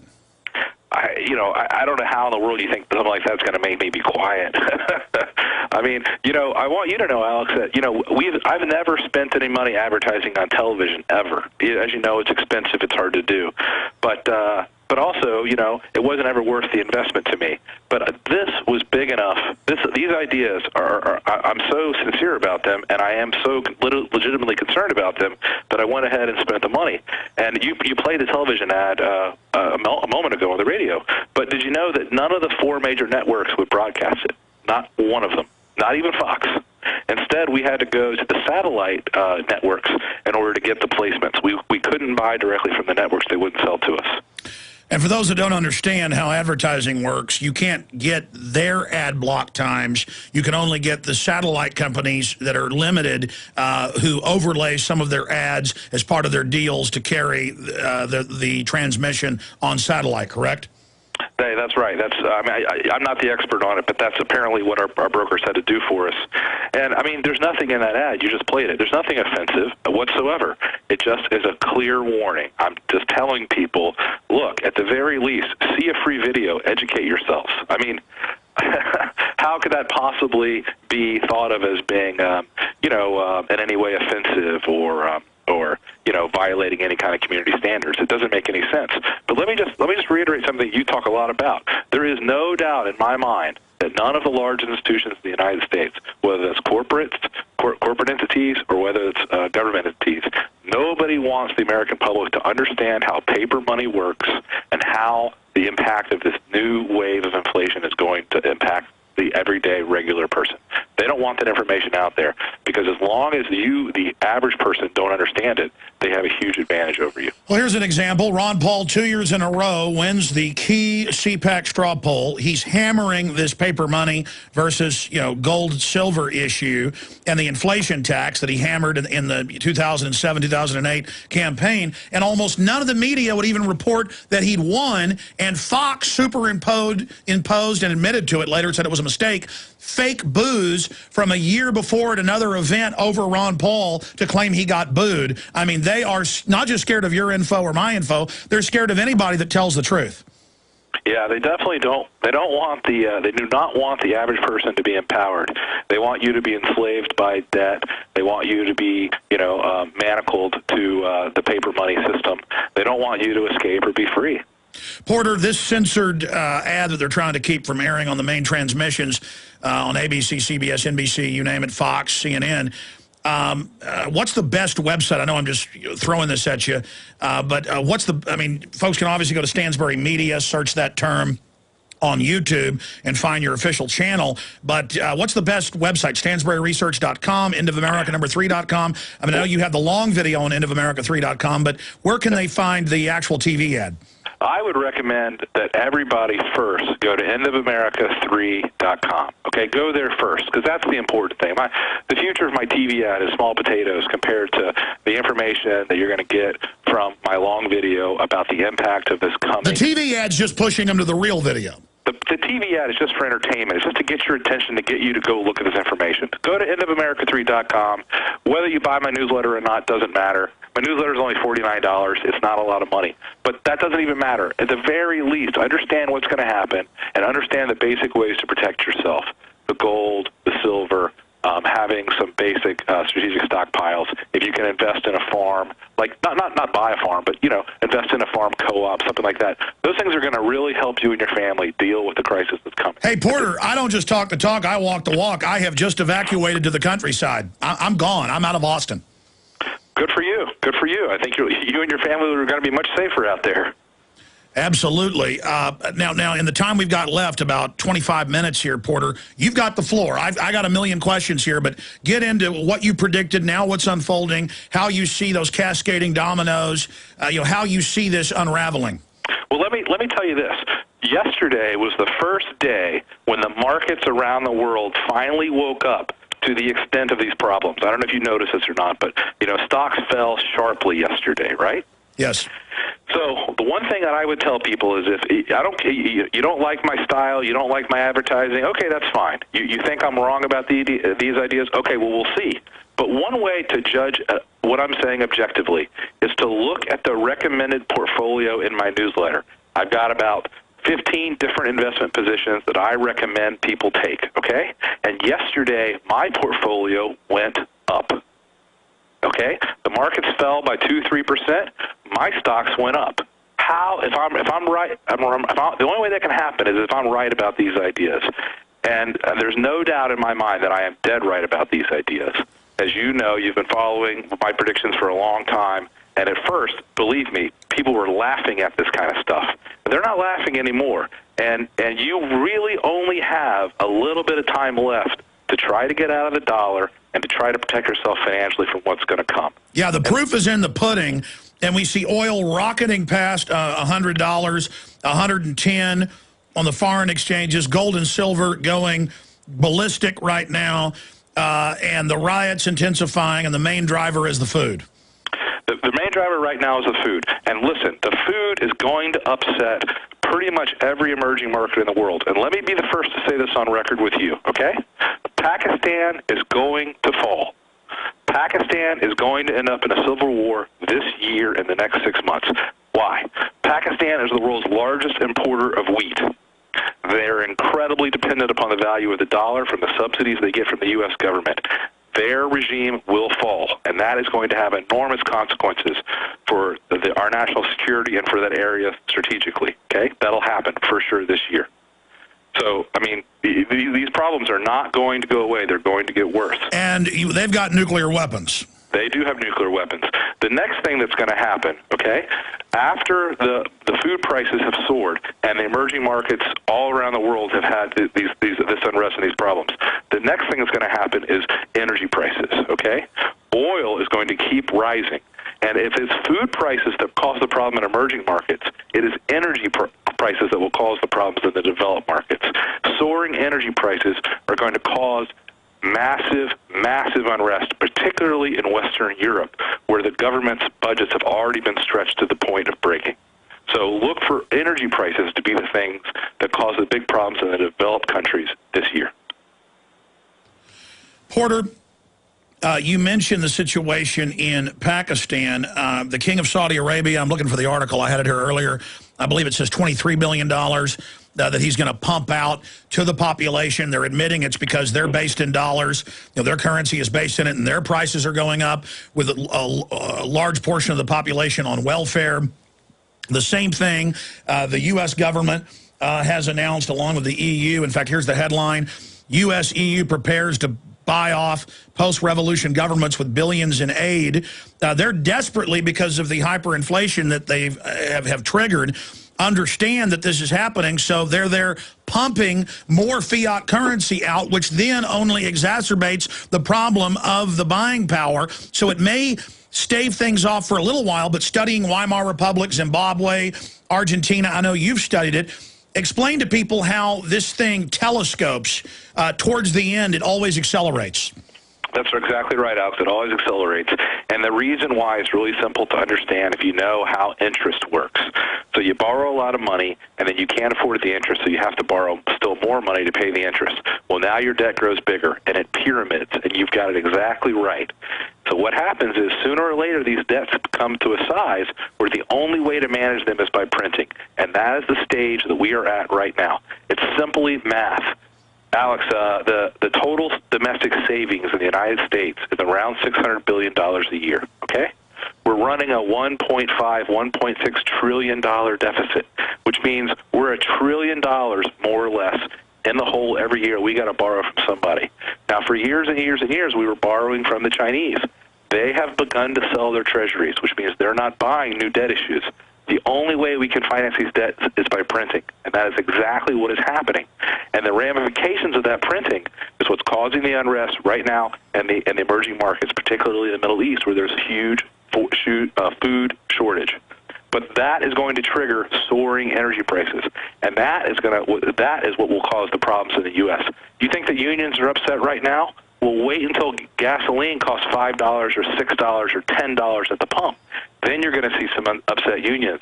If they're willing to get bloody over some health care benefit things where they have to start paying 5 and 6% of their health care costs, imagine what they're going to do when they can't put gas in their trucks. It's unbelievable. Briefly getting back to censorship, the system doesn't want your ads on national TV. The government, we just saw it in Egypt, decrying the shut-off of the Internet, the decrying of the shut-off of the Internet in Libya, which, is legitimate to decry that. But then Obama and the federal government are now trial ballooning, saying, yeah, we got a bill where we can shut off the Internet or redirect any websites we want to government messages. The federal government's accelerating, seizing, in some cases, hundreds of thousands of websites a week now. 2 weeks ago, they grabbed 84,000 innocent websites and put a Homeland Security message up that they were involved in child porn. Turned out it was a mistake, but they're really now coming out in the open. Jay Rockefeller talking about the Internet kill switch and cybersecurity, how there's going to be a cyber attack, and they'll have to shut the web down when that happens. Of course, they'll launch the cyber attack and then use that as the pretext to shut it down. I mean, we need to get this information out now, because as this unfolds, you better believe, folks, if it gets as bad as it could, it's in the cards that they're going to shut this radio show off, and you're not going to be able to get to Stansberry.com. I think we should take out from the weapons arsenal today the Google bomb. I just had the idea. We're going to do it. Folks, let's make it #1. It'll take about 3 hours to do it. Put it in Google over and over again. One word. End of America, the number 3. Not the numeral, not spelled out, just 3. endofamerica3.com. Let's cram it down their throat and let them know while the web is still there, we're going to use it. Endofamerica3.com, so folks will see that free video. Endofamerica3.com. That's torpedo number 1, fired. Endofamerica3.com. Let's have the number 2 search term. We've had the top 5 before in a row. Let's launch endgamemovie.com, so folks can then go see how the globalists have actually planned all this. Endgamemovie.com. Guys, double check that URL. That's a backup for what is the endgame.com, but I think that's probably harder to remember than endgamemovie.com. So let's check on that. In fact, I can just do it right now. Endgamemovie.com. We just put that in. I got so many websites. Endgamemovie. Okay, it's Endgame the movie. Oh, it's Endgame the movie. Okay, correction, folks. Correction. Endgamethemovie.com. Endgamethemovie.com. The film is free. Shows the globalist own statements of how they plan to wreck society, post-industrial world by getting you in debt. They want to use making you poor to turn us all into the unwashed masses, like the poor folks in the third world, so that we can't resist. Endgame movie, or Endgame, I'm going to try it again, 3 times the charm. Endgame, I just thought of this just now. Endgamethemovie.com. One word, put in Google over and over again. Endgamethemovie.com, endgamethemovie.com, and endofamerica3.com. Let's send them both to the top, ladies and gentlemen, and see how the globalists like it. Porter, your comment on the open announcements that they want to have fairness doctrine for talk radio, that, oh, we need to shut up and not criticize the government or we cause violence, that we need Internet 2 to come in, that we need an Internet kill switch.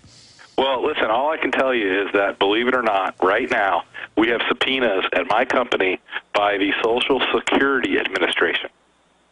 Why in the world would the Social Security Administration be sending me subpoenas? And the answer to that is because I published a report that showed people how they could get more benefits out of Social Security. So I told people how they could start getting at 62 and then raise the level of their benefits when they turn 65. It was completely illegal. It was a secret loophole that only insiders in Washington knew about. I published a whole report about it, and so now, in retribution, the Social Security Administration is coming after me, telling me that I don't have the right to print the words Social Security. I'm not making this up. This is a lawsuit that's going on right now with my business. Well, that's a thought crime that you've committed, Porter Stansberry. Some of the things that have happened to me as far as being sued by the government, I would have never believed unless it had actually happened to me. But it actually, there's a law in the books that says you're not allowed to write or publish the words Social Security. Now, of course, the Social Security Administration doesn't sue every newspaper that prints those words. They don't sue every media outlet for using those words. They just go after the folks who they don't like. So if you spill their secrets, they're going to come after you, and that's what they're doing to me right now. But they're already going to destroy our society to begin with, so this is just survival instinct. We've got to do what we're doing. Just like the Alamo, we just got to stand up, and that's the end of it. And they may get us, but they're not going to get everybody else, because people are going to say, remember Alex Jones, remember Porter Stansberry, remember the Alamo. Well, it does get tiresome to have a big target on your back, though, doesn't it? I mean... So why not just go with it? Why not just love it, then? I mean, come on. This is the United States of America. You can't actually sue me for writing a report, can you? Oh, yes, you can, because it's a myth. The whole idea that we're free is completely a myth. And I know that you and we talk about this all the time to our various audiences. And, I think a lot of times people think that we're a little off base until they start getting into the facts, until they start seeing what's actually going on and right there in front of us. Let me stop you with the dirty tricks. This is just breaking, huge on the Drudge Report. It's also going up on Infowars.com. ABC News, national ABC. Wisconsin governor pranked by reporter posing as a billionaire conservative activist. Walker reveals plans to break Democratic union opposition on call with billionaire David Koch. Or Koch, and then it goes on. The prankster pretending to be the billionaire also asked Walker whether troublemakers should be planted in the protests, presumably to discredit their efforts. Walker reveals that he and his aides had thought about that, but decided against it. My only fear would be that if there was a ruckus caused, that would scare the public into thinking that maybe the governor's got to settle to avoid all these problems, Walker said. So there's the governor reportedly saying he'd already entertained provocateurs. Well, the Democrats have been caught all over the country with violent provocateurs posing as Tea Party people. Yeah. But I mean, the thing that I'm curious about is, and I hope that you'll think about this as well, is it doesn't make any difference whether the governor forces the unions to back off or not. It doesn't make any difference because Wisconsin is facing a $2 billion deficit. So it doesn't even matter who's in the governor's office. The government, the state of Wisconsin is broke. So all these guys are doing is they're fighting over a bunch of crumbs. It doesn't make any difference. Yeah, the Titanic has already hit the iceberg, and they're fighting over silverware on the deck. Stay there. When we come back, I want to talk about these Wall Street Journal reports and others that are saying 42 states are already essentially bankrupt. The feds are preparing to take them into receivership, but the feds are bankrupt. It's a shell game. Well, Porter Stansberry is being persecuted for telling the truth, and so is anybody else prominently and effectively and successfully fighting the globalists. And we've only got 2 more segments with him, and Lindsey Williams is coming on. If you want to see the free video that the government's trying to censor, endofamerica3.com. Check it out today and send the link out to everybody you know. We want to make it the #1 search term, endofamerica3.com.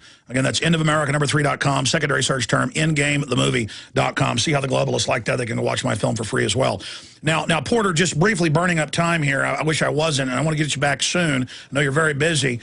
But my grandmother 2 years ago, she lives in a very humble home in South Austin, lived there for 20-plus years. My grandfather's dead.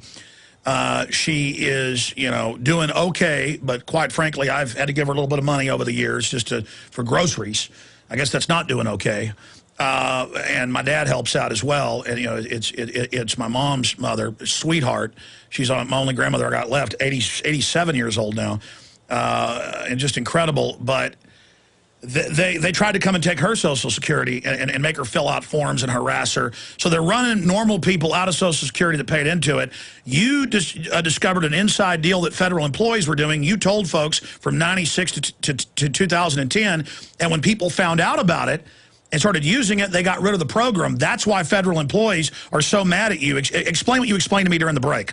Yeah. It was you got the dates a little bit wrong, but in 2006, one of my researchers found a loophole in Social Security that would allow you to increase your benefits. You know that if you start taking benefits when you're 62, they'll start paying you out, but it's at a decreased level. Or you can wait until 65 and you get the full level, right? You know that's how it works. Well, we found that there was an actual loophole that you had to know about. You could just call up Social Security when you turn 65, and you could fill out some forms, and then you would automatically be getting this higher level. And we started publishing this as a report. And the report says, in big, bold letters, we are not the Social Security Department. We are an independent research company. This is our report about how to get a higher level of Social Security. It was simple. It was totally, there was no allegation that we weren't telling the truth. There was no allegation of fraud. It was an actual thing that you could do. And we had thousands of satisfied customers who did it. Well, we had so many people that did it. In 2010, they eliminated the program, and now today they're suing us for writing it.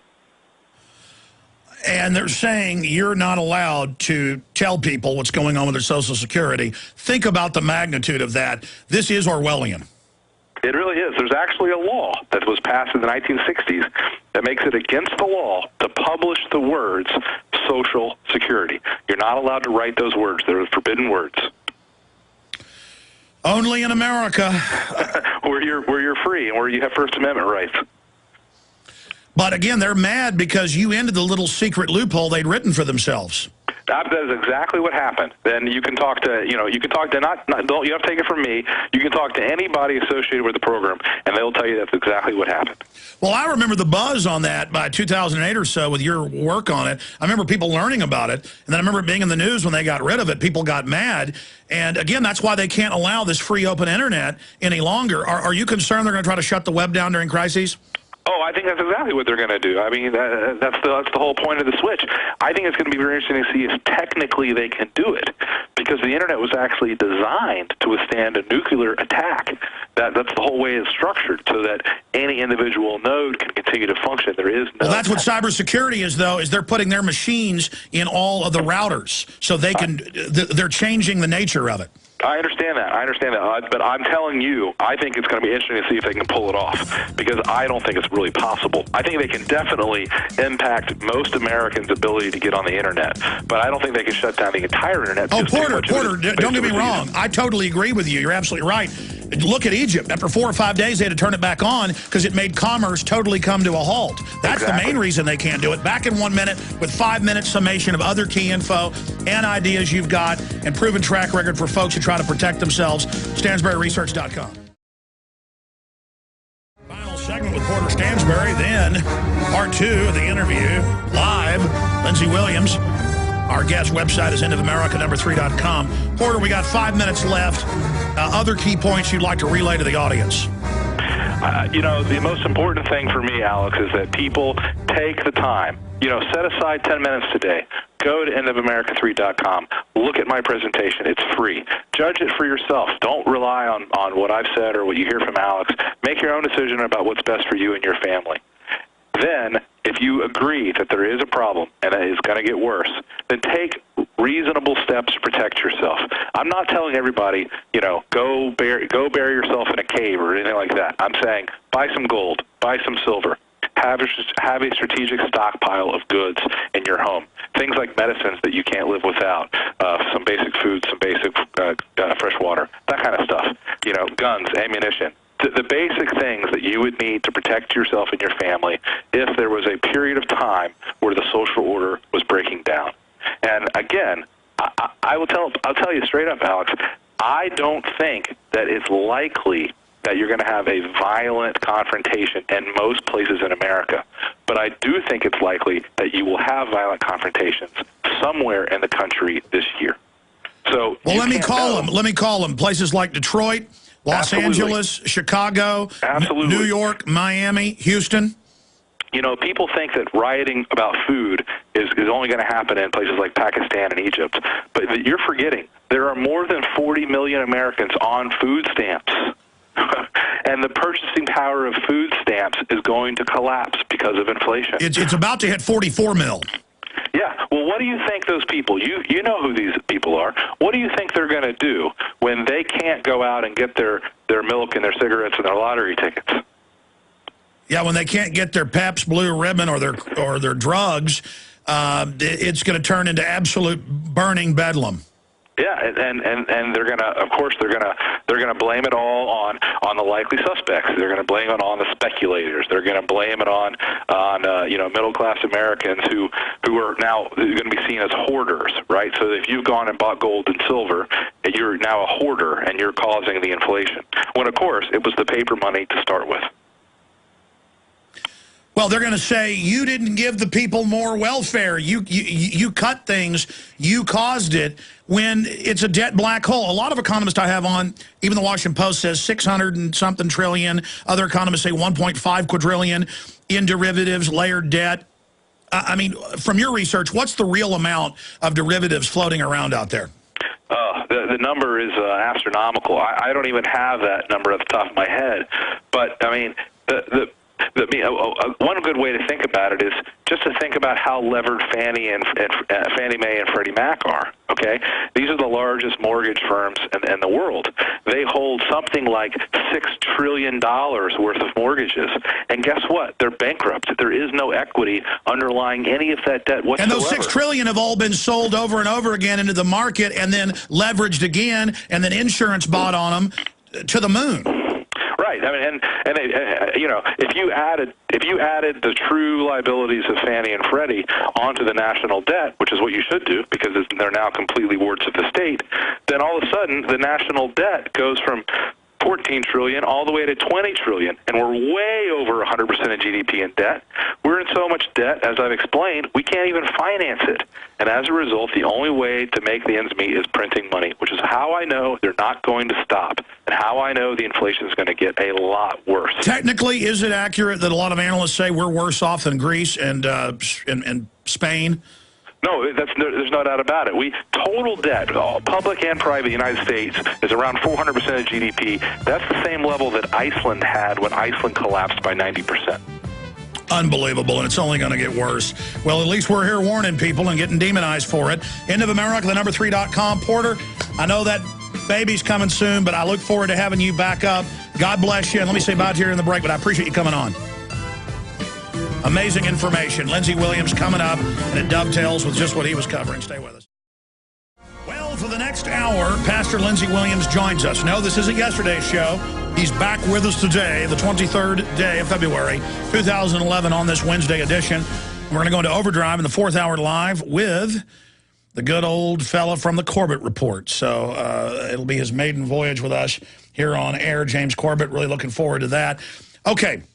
I asked Lindsey yesterday to go back and first do the history of this deal being set up in the 1970s with the Arabs to have them buy our T-bills, or the globalist T-bills. The Federal Reserve had hijacked things by then completely. And that then the federal government would try to restrict oil exploration and development and delivery. And we know in about half the country's held in federal hands, and that's where most of the oil is, Alaska, Utah, Rocky Mountains, areas of Texas. They just shut it down. That's on record. And I got emails and questions. People thought it was phenomenal and also frightening information, but it's good to know what's happening from Lindsey's inside sources. One who's now deceased, Ken Fromm, former head of operations, Atlantic Richfield. The other guy, former CEO of a company, oil company, all of the big three. We can't say his name. He's still alive and gave Lindsey news just 3-4 days ago on this. That's the new info. And how they're going to double-cross the Arabs. And I got emails saying, how is that a double-cross? Well, if you make a behind-the-scenes deal back with Henry Kissinger in the 70s, that we're going to stop the Americans from getting the oil, so we need it from you, but then you've got to invest it with us. See, if they let free market companies go in, they couldn't do a sweetheart deal and order those companies to buy nothing but T-bills. But by going to dictatorships run by corrupt people like Hosni Mubarak, run by corrupt people, like in Saudi Arabia, the royal family, Bahrain, the list goes on and on, Yemen. By doing that, then they could have that inside deal and control the price. And Lindsey, again, told 4 months ago that this double cross was coming. Now he's been given all the info, and it's happening. That's the double cross. Because when they stop buying stuff from the Arabs and claim it's because, it's so destabilized, that will give them the excuse to start development here. And it will also depeg oil worldwide from the dollar and will signal an acceleration of the death of the dollar. And his inside sources said that, no, it's going to be at the end of 2012. Many other experts say this year, early next year, whatever. It's a freight train going over the edge of a cliff. And it's a mathematical certainty. Every economist, Mark Faber, Ron Paul's an economist, not just a medical doctor. He's been given, honorary degrees from facilities for papers he's written. The point is, Webster Tarpley, economist, doctor of history.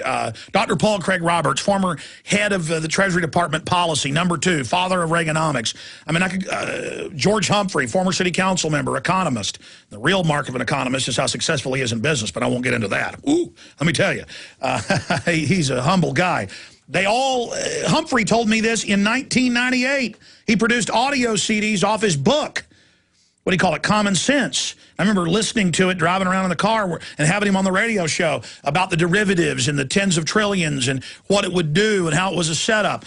So the point is we're now entering the danger zone. It's here. It's V2. It's point of no return. Again, V2 is when you're taking off in a jet on a runway, the point where there's not enough runway to stop, you're going to crash. You got to go ahead and try to take off. You're V2. We're now entered V2. We're in V2.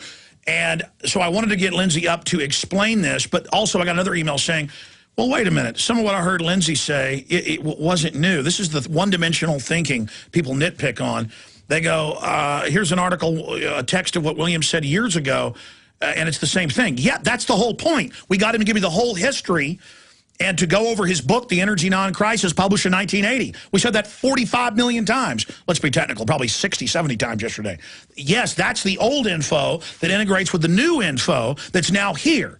But now we're not going to go back into the past, except for Ken Fromm and a speech he gave with Lindsey and the threats at the time in the early 80s to understand what's happening now, and then more of what his still living source, and Fromm just 3 months ago before he died, told him about the relationship with China, what was going to happen in America.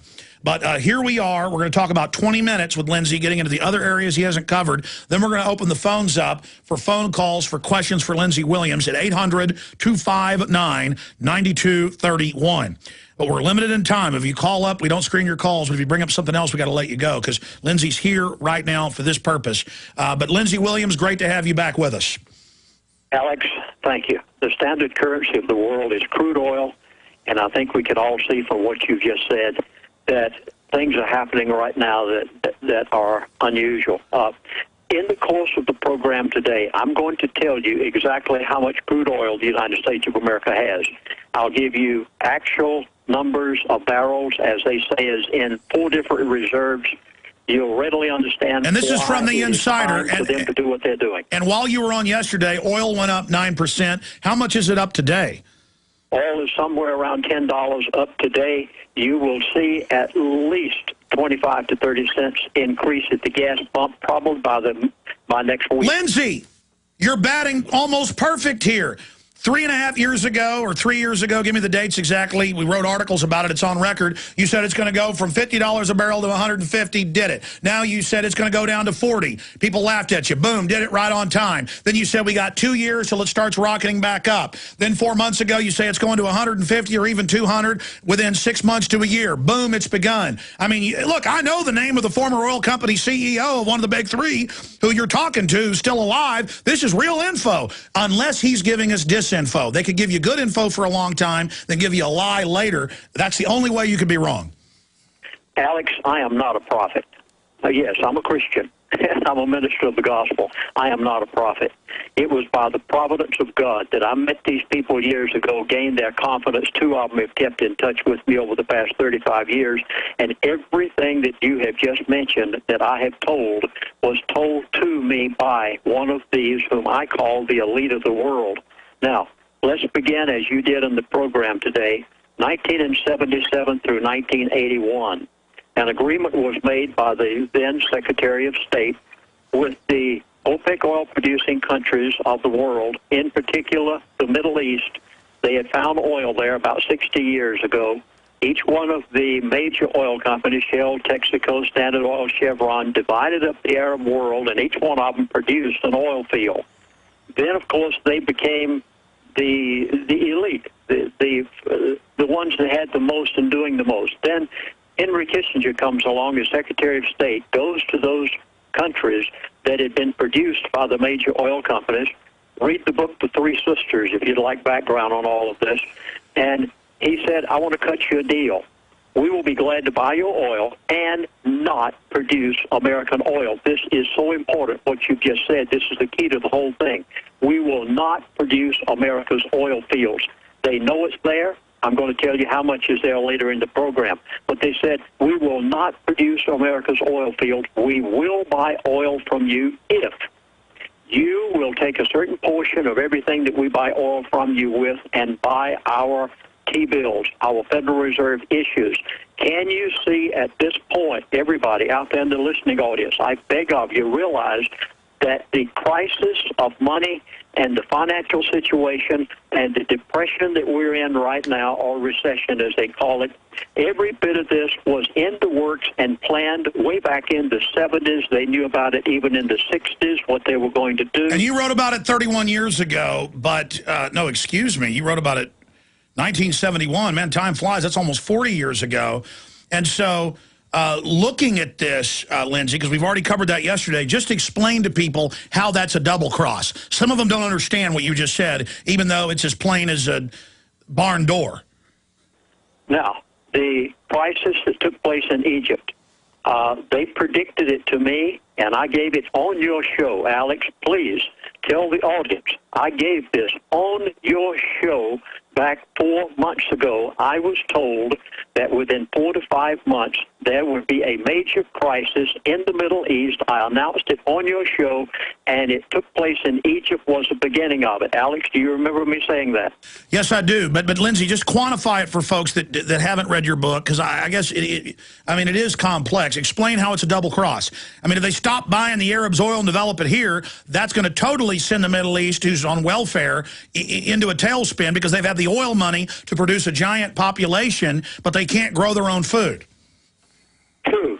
Now, what they did was they created this crisis, and it's going to spread all over the Middle East.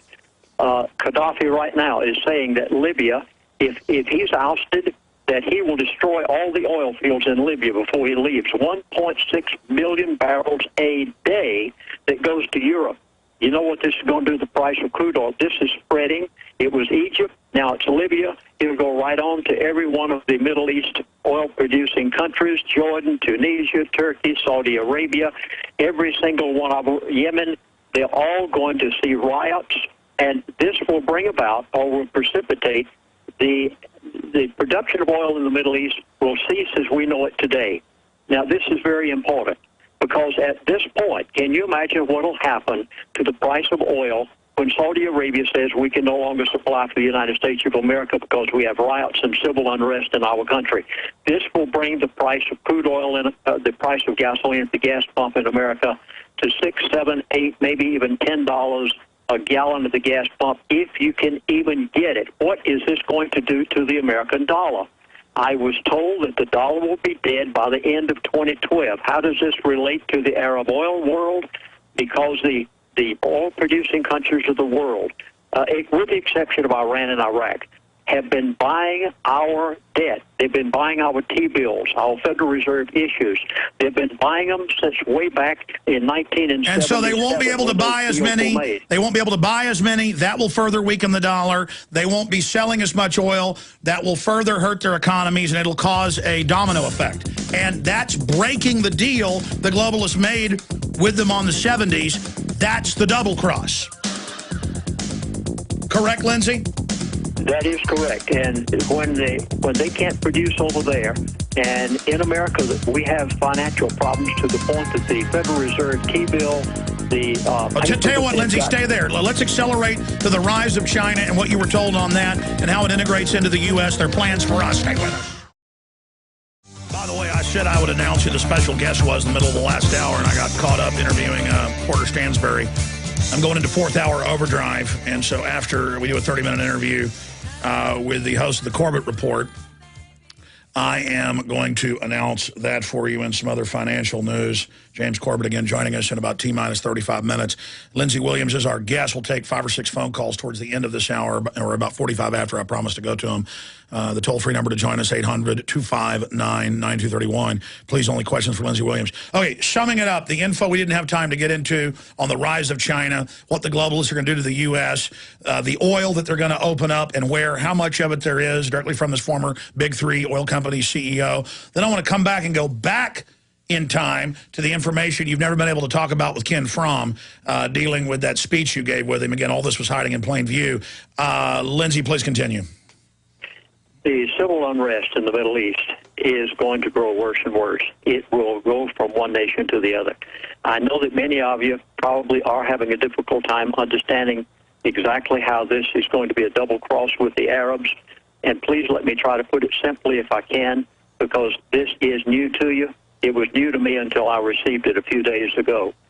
The OPEC oil-producing countries have been buying our T-bills as an agreement that was made back in the 70s. At the time that the dollar collapses, and you know this is going to happen, it's been said by the Economist of America, I have been told it'll happen by the end of 2012. Do you realize that all of that paper that those oil-producing countries of the Middle East have, that they have been buying by obligation of an agreement made back in the 70s, do you realize that all of that paper will become worthless overnight? Now, watch the chain of events. As the Middle East conflict and unrest continues from Libya to all of the others, including Saudi Arabia, at that point, they cannot produce the oil to send it to America and to the rest of the world. Not only America, but to the rest of the world. Right now, Libya supplies 1.6 million barrels to Europe. That was cut off. It's going to be cut off because Gaddafi is on his way out. Now, when Saudi Arabia can't supply it to America, what happens to the American dollar? Whenever gasoline goes to $8 to $10 to $12 a gallon, if you can even get it, what happens to the economy when the groceries go up? That means that the American dollar is on its way out and will collapse. When it collapses, all of the paper that these oil-producing, OPEC oil-producing countries have in the way of T-bills and Federal Reserve issues will be worthless overnight. What does that bring about? That means then that they have been double-crossed. The man that called you from Egypt on yesterday on the program, Alex, he said that the people in Egypt know that what took place in Cairo was staged. They thought it was staged by the CIA. I'll tell you who it's staged by. It was staged by the people who give me this information. They told me 4 to 5 months in advance, and I announced it on Alex Jones' show, that it would happen. Now, I'm telling you it's going to spread. It'll spread to the point they can't produce their oil. They won't be able to provide it to us. And by the end of 2012, you will see their paper become worthless. They will be livid. They will be so angry against America. Now, how is this going to affect what takes place over here? Here is the plan of the elite. They, in turn, will begin to open up America's oil fields that they have known for years. They have known for 20 to 30 years they existed. They're going to open these oil fields and produce from America's own soil. Why? Because Mr. Fromm said to me back in 1976, never forget the conversation, he said, Chaplain, we will not open the Gull Island oil field and produce it for the American people until we have gotten the price of crude oil to $150 to $200 a barrel. They will have it $200 a barrel before the end of 2012. In turn, they will become the filthiest rich people you could ever imagine because they'll open America's own oil fields, because at that point, the Middle East can't provide for us. The Arabs have been double-crossed. They realize what's happened to them and that they have been had. Their paper is worthless. The oil producers now produce from America's own soil, but watch what happens to China. This is so important. You remember I said to you nearly 2 years ago that I had been told China is the big one. You said first the Middle East will flare up, then you won't be watching, but China will be then the big one. China's going to be the big one, and China will not be affected at all. Please, notice this. China will not be affected at all by the crisis that's going to take place in crude oil, because China and Russia made an agreement just a matter of weeks ago that Russia, who, by the way, as of last year, Russia surpassed Saudi Arabia in oil production as the #1 producer in the world because of their super deep wells, which is a story within itself, that BP tried to imitate in the Gulf of Mexico and couldn't. And now China won't be affected at all because Russia has an agreement that they will supply all of the crude oil and natural gas, not just crude oil, but natural gas also. So China and Russia rising, the U.S. in turmoil, global police state in place, Europe rising. I think I've read this in a book written 2,000 years ago.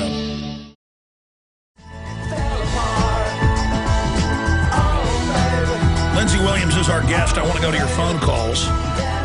Yesterday, of course, we were honored to have Lindsey with us for an hour and a half and really give him the floor for large 10-minute chunks to give you the history, now the latest developments. Now today, we're rushing to get to the new information and then what the elite told him the master plan is.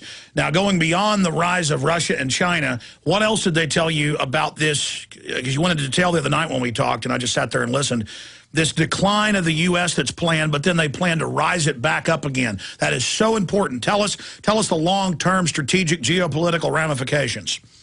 Well, because of the civil unrest over the Middle East, they will basically be impotent. I mean, they will not be able to produce. We begin to produce from our own soil. Alex, we were able to obtain, just within the past 24 hours, a visual, not only audio, but visual soundbite of the Muslim Brotherhood during one of these sessions, I think it was in Egypt, where they actually were crying out, "We are going to Israel to kill Jews." It literally sent cold chills up and down my spine when we got this. And you've got to see what's going on. Now, what's going to happen basically is we will begin to produce from our own oil fields. And I want to give in a moment, if I can, how much oil we have, known reserves. But we'll begin to produce now from our own oil fields. Anybody in the oil business, you're going to get filthy rich. Anybody in the drilling business, get ready. Get all the equipment you can get. When the Middle East can no longer provide, the American dollar collapses. The Arabs become extremely angry at us. They have lost their wealth in their T-bills and Federal Reserve issues. We, in turn begin to produce from our own oil fields. And then at this point, the New World Order basically has everything where they want it. You've heard me say before that I was told that when the dust settles, they will own every piece of mortgaged real estate in the United States of America because people can't make their payments. When the price of crude oil goes to $200 a barrel, you're paying $7 and $8 a gallon at the gas pump. You're going to see this, by the way. Gasoline in our area went up 3 to 5 cents per day last week right here in Arizona. It's over $4 a gallon in California already. I saw $4 a gallon for diesel when I was in town the other day, right here in Arizona. You will easily see $6, $7, and $8 a gallon. Think of what this is going to do to the economy. And when the economy gets to that point, you can't make your house payment. They can't make the payment on that shopping center. People won't be able to buy. They'll barely be able to buy food. We'll be relegated to a third world status. At this point, the elite basically will break the back of the American free enterprise system. This is their goal because they only buy things after they've bankrupted it when they can get it for pennies on the dollar. The airlines, the railroads, no matter what it may be, their goal is total control. The name of the game is control.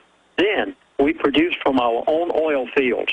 Whenever they open up all of these massive oil fields in America, the elite will gradually, over a period of years, now not overnight, but over a period of years, they'll begin to bring America back again to the great American dream under their control. It'll be a different world than what we know it today.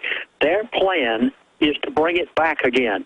And whenever they do, they will give us back some of what we have now, just enough to be able to keep the people exactly where they want them. Now, if I can, Alex, may I give a little bit of what we have in the way of crude oil, and I want to tell you the places where they're going to produce it. Yes, Lindsey, go ahead. Okay. First of all, the U.S. Now, folks, please, you can prove this for yourself. You'll have no trouble getting this information. The U.S. Geological Service issued a report on April of 2008 that only scientists and oil men knew were coming. They didn't have the slightest idea up until that time. It was a revised report, hadn't been issued since 1995, on how much oil was in the area of the western two-thirds of North Dakota, western South Dakota, and Montana. Here it is. The Bakken is the largest oil discovery since Prudhoe Bay and has the potential of eliminating all American dependence on foreign oil. You don't want to go back and write much of this down afterwards. The Energy Information Administration estimated that the Bakken reserve is 503 billion barrels. Even if just 10% of the oil is recovered, at $107, which it won't be at that point, by the way, I'll add, it'll be $200 a barrel, because this report was back a number of years ago. He said, we're looking at a resource base worth $5.3 trillion. Folks, do you realize that would pay off all of the national debt at $200 a barrel? Let me continue. When I was first briefed on this, Terry Johnson said, he's a Montana legislative financial analyst, he said that, he gave this, by the way, it's in the congressional record. He said the congressman almost dropped their lower jaw. Here it is. This sizable find is now the highest producing onshore oil field in the past 56 years, the Pittsburgh Post-Gazette said. It is a formation known as the Williston Basin. You'll hear the Bakken. You'll also hear the words Williston Basin. It is more commonly referred to as the Bakken. It stretches from northern Montana through North Dakota into Canada. For years, the U.S. oil exploration, they have known it's there. This is no surprise to the elite. They knew, the major oil companies knew it is there. Now they have the technology. May I tell you what it is? This was just in this report the other day that this gentleman gave me. He said, this is light sweet crude. Do you know what that means? There are two different kind of oils. Yes, well, there's crude oil, and then there's sweet, and then there's the light sweet. You can basically almost not even process or refine light sweet. It can almost go right in the engine. That's correct. With just a little filtration, you could put it right into a diesel engine.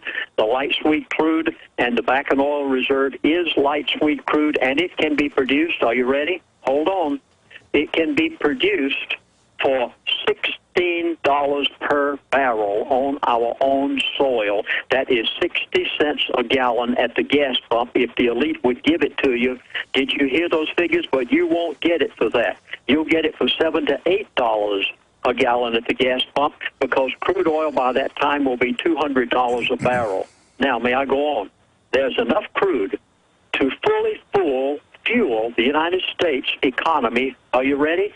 Through the year 2041, straight from our own soil. And that's what's already discovered and on tap now. Yes, that is right there. They know it's there. There's even more. They're ready to tap it. Now, here's the next field they're going to open. It's called the Stansberry. Stansberry. And you'll find it in the Stansberry report, which was issued on April the 20th of 2006. Here's the report on it. Hidden 1,000 feet beneath the surface of the Rocky Mountains lies the largest untapped oil reserve in the world. It is more than 2 trillion barrels. Here's the report of how much you have there. This report is stunning, and they're going to open this field up when they get it to $200 a barrel. We have more oil inside our borders than all other proven reserves on Earth. Here they are. 8 times more oil than Saudi Arabia, 18 times more oil than Iraq, 21 times more oil than Kuwait, 22 times as much oil as Iran, 500 times as much oil as Yemen, and it's all right here on our own soil. James Bardis, one of the lead researchers in the study of how much oil we have, he went on to say we have more than 2 trillion barrels untapped, more than all the proven oil reserves of crude oil in the world. And this was written in the Denver Post. Now, they know it's there. I'll give you the other 2 places they're going to open up. They will open up Gull Island in Alaska. My book, Energy Crisis, is the only place on the face of the earth that statistics and details are given on this. Secondly, the fourth area will be the Arctic Wildlife Refuge. And whenever they open that, now, you say, we can't do that because the ecologists won't let us. Oh, yes, you will. By the time the ecologists don't have any food on their table, along with you not having food on your table, the dollar has collapsed, and the whole economy is in shambles, and the Federal Reserve has basically become a disgrace, and the Arabs have been swindled and stripped out of all of the money that they spent on T-bills and Federal Reserve notes all of these years. At that point, the economy will be in such a condition, even an ecologist and a Greenpeacer will be begging for these oil fields to be produced. And this is what I was given the other day by one of the elite, and the entire story of what their plans are. You watch it unfold. More and more disruption in the Middle East. All across America, you're going to see problems. Folks, this is coming to America. It's not just abroad. Yes, Lindsey, I've got 2 quick questions, and then I want to go to the calls as we promised, and we'll obviously have to have you back up. But you were telling me that whenever you come on my show, it's like none other, that you've been contacted by hundreds of other radio hosts in the last day. Alex, I think every radio talk show host in America listens to your show. And I'm going to go a little bit further. I have not been contacted by Fox News or any of the liberal media, but I think the liberal media is listening to your show every single day. Yesterday, I couldn't get away from my phone. Finally, last night when it got dark, it quit ringing. I think every talk show host in the country is saying, oh, my gracious, you appeared on Alex Jones' show. We want you on ours, too. Folks, listen to what Alex Jones says. He's been listened to by the whole nation because they know he's telling the truth. Well, I wasn't even trying to toot my horn. I just wanted to point out that this is getting a lot of attention, and that's certainly positive, but it causes a catch-22. It'll be hard to get you back on. We need to probably pick an hour out next week to have you come back again because there's so much. You haven't even gotten into Ken Fromm and the speech he gave and the oil exec. The story of Gull Island. I still haven't given what Ken Fromm told me that day. I still haven't told you how he was fired from Atlantic Richfield and then hired back. I haven't given the details of much of the North Slope of Alaska. I mean, this goes so deep. But yes, let's go on in whatever direction you'd like. Well, just very briefly, because I promised it. Let me say one thing. Yep. Right now, right this second, while this program is going on, Providence, Rhode Island, the city of Providence is $40 million in deficit. right this second, letters have been sent out this morning to every school teacher in Providence, Rhode Island, saying they're dismissed. Did you hear that? This morning, right now, while this program is going on, got it just before the program this morning. Every school teacher in Providence, Rhode Island has sent a letter saying they're dismissed, and if they try to do what they did in Wisconsin, they plan to dismiss them, lower the cost of schools, and this is going, folks, this is going to spread all over America. Exactly what happened in the Middle East until the elite accomplish what they want in bringing in the New World Order. Yeah, there's the article out of Providence, and what's the source on that, Jaron? You scroll down. That's out of the projo.com. That's the Providence Journal. Okay, got it. Thank you. Can't read it across the room. I need to put a bigger TV there. I got good eyes, but a little bitty monitor over there. I'm trying to read from here. Thank you, guys. And the Muslim Brotherhood is chatting. We have the video soundbite of this. Go to Israel and kill the Jews. Folks, this is going and this is a revolution funded by the federal government, so they don't just destabilize the place. This is so the globalists have an excuse to blow the daylights out of the extremists when they get in power. Yes, exactly. And every bit of this is planned. Folks, I gave this 4 months ago on Alex Jones' show that this Middle East crisis was going to develop. No, Lindsey, you did. We've got to go to calls, and I've got to bring up these points, and then it's a catch-22 because people want to hear you, but then callers want to get on, and then I've got to have my questions here. But let's check the schedule. Lindsey, before your whole calendar gets filled, when can you come on next week for an hour? Alex, for you, I'll come on anytime. Jaron, what about Wednesday at 12:30? What do we got on the board there? Let's just get this going right now, because obviously, because I've talked to Lindsey off air and he's got so much more information. I guess I could just not take the calls, but I promised to. Here's other 2 points. Here's Bloomberg. Sustained oil price gain may cause U.S. recession, Leahy says. That's Bloomberg. We never left the recession, Leahy, and you know it. So they're going to blame all this Arab stuff you see on the Depression. And Lindsey said that 4 months ago. Here's another one. Where's my other report? I had one about T-bills not being bought. Here it is, just what you were saying earlier. Market Watch, just out literally 30 minutes ago. Treasury gives up gains after 5-year auction, and it goes on to report a massive number of the U.S. Treasuries were not bought and will be monetized by the Federal Reserve. So that's more printing of money. I mean, this thing is unraveling fast, Lindsey. Are you sure that people like Porter Stansberry aren't right, and it could happen at the end of this year or early next year? I mean, are you sure your elitist friend's right that it's total implosion by the end of 2012? I hope my elitist friends are correct, and it's the end of 2012, but I wouldn't bet on it. The way that you're seeing things happen, they may have they may have advanced their timeline. I have not been told that, but I'll say one thing, folks, you must get ready right now. You've got to make preparation. You need to get food in the house. You need to get out of paper. If it's written on paper, it's worth the paper it's written on. You need to make preparations right now, even though I have been told by the end of 2012. Don't wait that long. Well, if there was a 10% chance we were going to have Weimar-style inflation, I would get ready, and I have.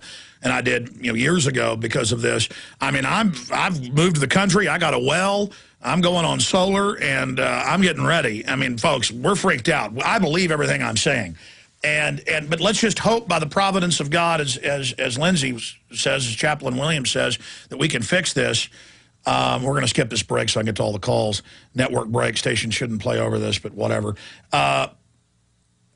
I'm just speechless at this point, and it just makes me sick. My last question, then we're going to calls for you, Lindsey. In your discussions with Mr. L, the living CEO, with him, did he say anything about Russia? Are they playing ball with the globalists, or is there real division there? Because we know that the globalists have been angry that they're producing so much oil and gas on record. Has that helped keep prices down? I mean, is Russia playing ball in all this? What's going on? I really don't know exactly the inner workings of Russia. All I know that I was told to watch China. It's the big one, and China and Russia are the ones that we need to keep our eyes on. And because of the agreement that Russia made with China in supplying them with all of their crude oil, that means that whenever the Middle East stops supplying it to us, we will not get it from Russia. Right now, we're still getting some oil from Russia, very little. but we'll be getting even less then because they're going to supply for China. That leaves United Well, they've States announced they're going to sell less coal. to Europe and natural gas because it's going to China and themselves. I mean, this is a recipe for massive price increases on top of dollar devaluation. This natural gas supplied to Europe by Russia, this is drastic because they get cold winters over there. And now when Gaddafi cuts off all of the oil to Europe, Gaddafi's oil doesn't come to America. Yeah, it mainly goes to Italy. Goes to Europe. Mainly goes to Italy. Yeah, most of it Italy. Can you imagine 1.6 million barrels being cut off tomorrow morning if they oust Gaddafi and he blows up their oil wells? It's already being slowed. It just gets crazier by the minute. Medvedev, speaking of Russia, was in the AP yesterday saying that, I guess we're not going to skip this break. Yeah, let's kill this break, John. Yeah, I'm going to kill that break, network break. This is so important. But, I mean, there's Medvedev saying this could go on for decades in the Middle East. Oh, yeah, this is just the beginning. What you saw in Egypt is only the tip of the iceberg. Now, of course, it's spread to Libya, and the other countries over there are scared to death, and where our Sixth Fleet, I guess it is, which guards the Strait of Hormuz in that area, and Iran, all it close to that. This whole thing is an upheaval.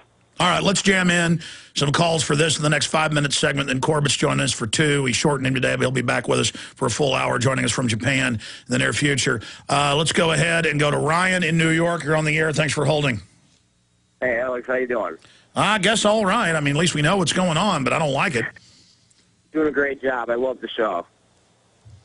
All right, my question for Lindsey, what were your thoughts or any chatter from your contacts on the Israeli oil that Stan Johnson talks about and how that might play into the overall Mideast larger picture, or is that still a wild card? And I'll take my answer off the air. Thanks. Yeah, there's oil everywhere else over there. Why not in Israel? I think there is oil in Israel. Absolutely. So he's asking, have you heard anything about that? I have not, but I suspect, since it's so close to all the other countries that have it, I suspect that Israel probably already knows it's there. Well, and Israel follows the Anglo-American system empire model. So if we've not been using our oil, I would guess they would keep it as a strategic backup as well. Makes sense. Charlie in North Carolina. Charlie, you're on the air.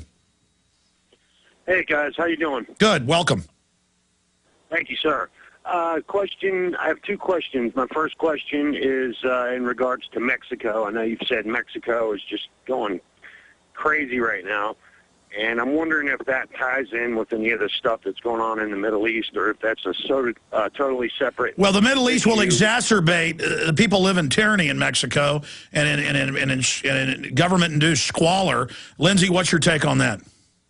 By the way, I can't hear your callers, so you'll have to repeat the question to me, Alex. Oh, I'm sorry, Lindsey. He's asking how Mexico and the riots down there play into this. Oh, it'll play into it perfectly. I think the entire drug cartel down there, they're just using it as an excuse because Mexico has so much oil. And they want disruption everywhere. They not only want it in the Middle East. They want it across America with our school teachers. They want every kind of civil unrest that they can get because this helps them to bring on that new world order. So, yes, that's just one little tip of it all in Mexico. Notice it's all happening at once because the world reserve currency, the dollar, is dying and it's moving quicker. And so the globalists have been prepared for this.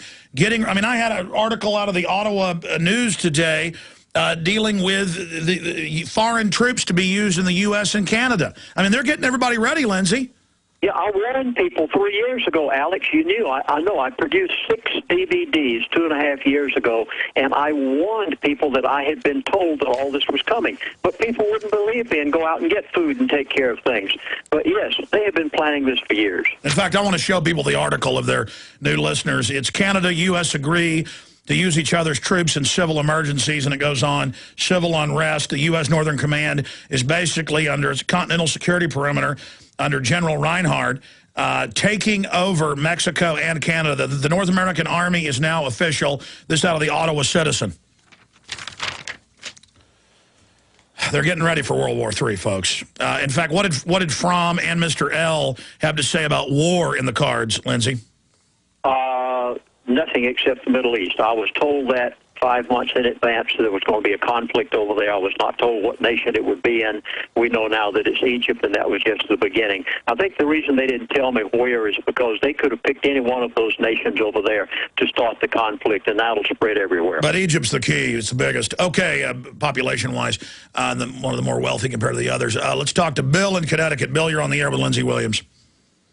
Yes. Hi, Alex. Hey. You know, I'm just wondering, and you had briefly touched on this the other day, is, you know, since we are the government, we the people, why are we standing for this? Why don't we just round these people up and try them for treason? Well, I'm doing my best to get people to take the states back through the 10th and 9th Amendment and to educate people. As Thomas Jefferson said, educate the people in liberty and history, and corruption will van them like, you know, phantom mist in the morning. And so I'm here doing the best I can. I mean, I can only cover the information. I've been arrested protesting. I get death threats. I'm doing pretty much the most I can. I mean, I'm 110%. Understand, and I appreciate all you're doing, but it just seems like everyone, all of us, are talking about this like it's all a foregone conclusion. When, you know, you look at what David Icke talks about, the pyramid. There's just a few at the top of this pyramid. I know, but still, a lot of people are waking up, but still the majority are only care about Justin Bieber and Hollywood and things. Now, if we could get big Hollywood people to come out on this, we could use the globalist propaganda channel to backfire. That's very close to happening, but they're threatened, they're scared.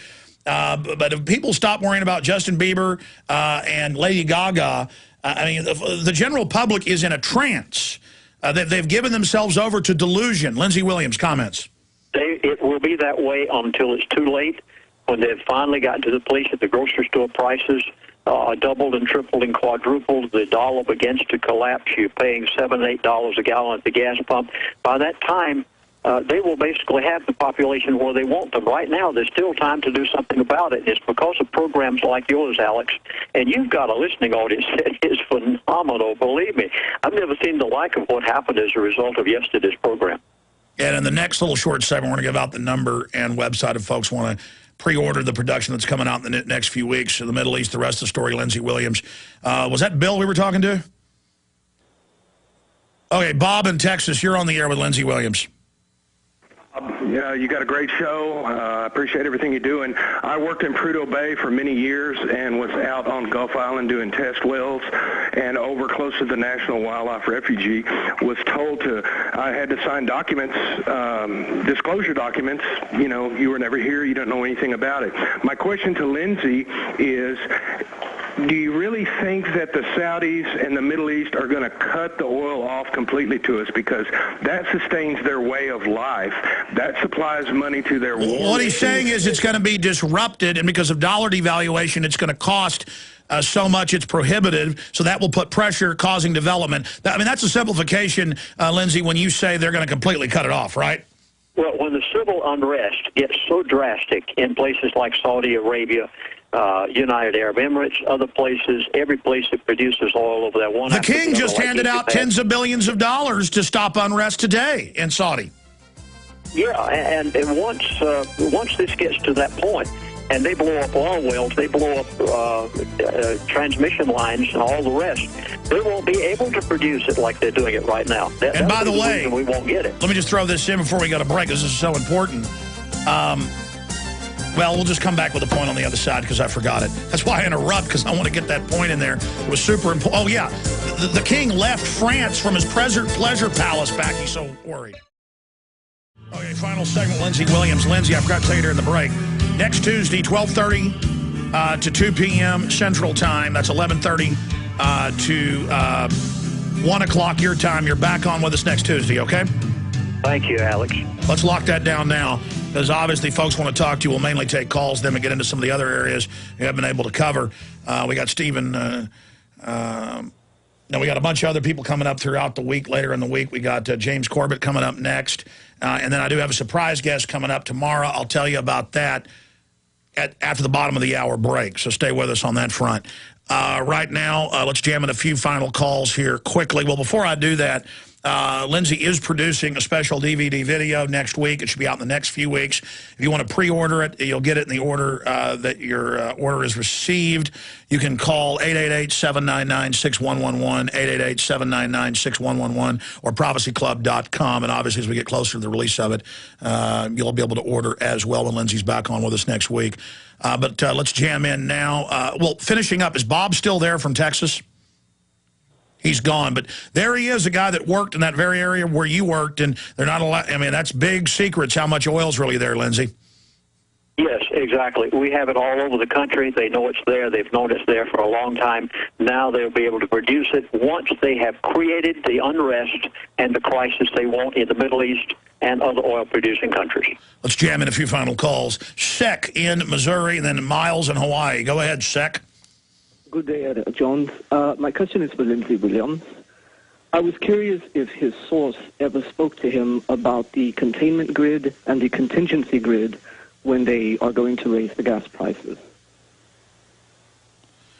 The containment grid and the contingency grid on gas prices, Lindsey. Oh, well, the gas prices, of course, are going to go up, up, up.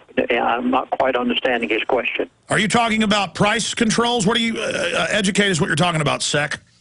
Host cities and then derivative cities and sister cities. Does he have any idea from his sources how they're going to spread this across the United States? Are you talking about lockdowns of cities?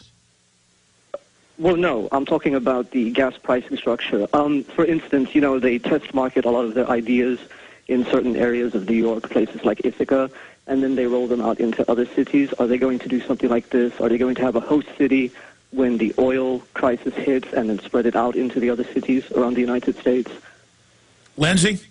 I don't think you'll be any safer in one part of the country than you are another. I have not heard that they're going to do it one city at a time.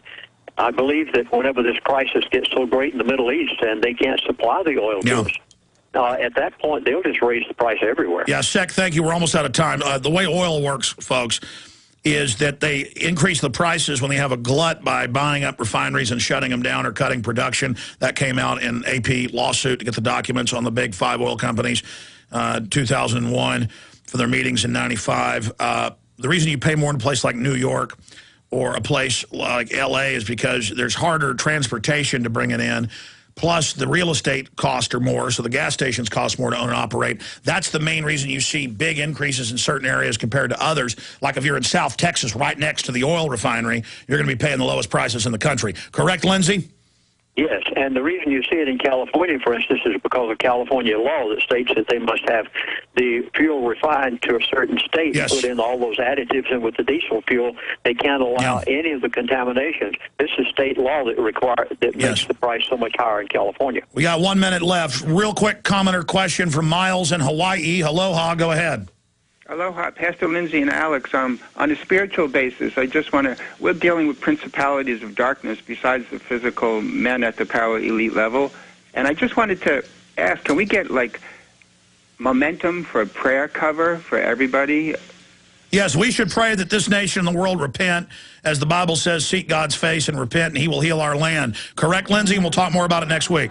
Set your spiritual house in order as quick as you can. Get out on your knees after the Alex Jones show there in your room and tell Jesus Christ you won't accept him as your Savior. Be born again and set your house in order.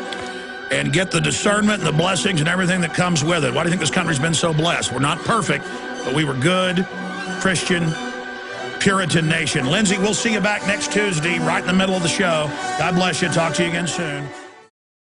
Well, it's been a long time coming, and I've really wanted to get James Corbett of the Corbett Report on from Japan.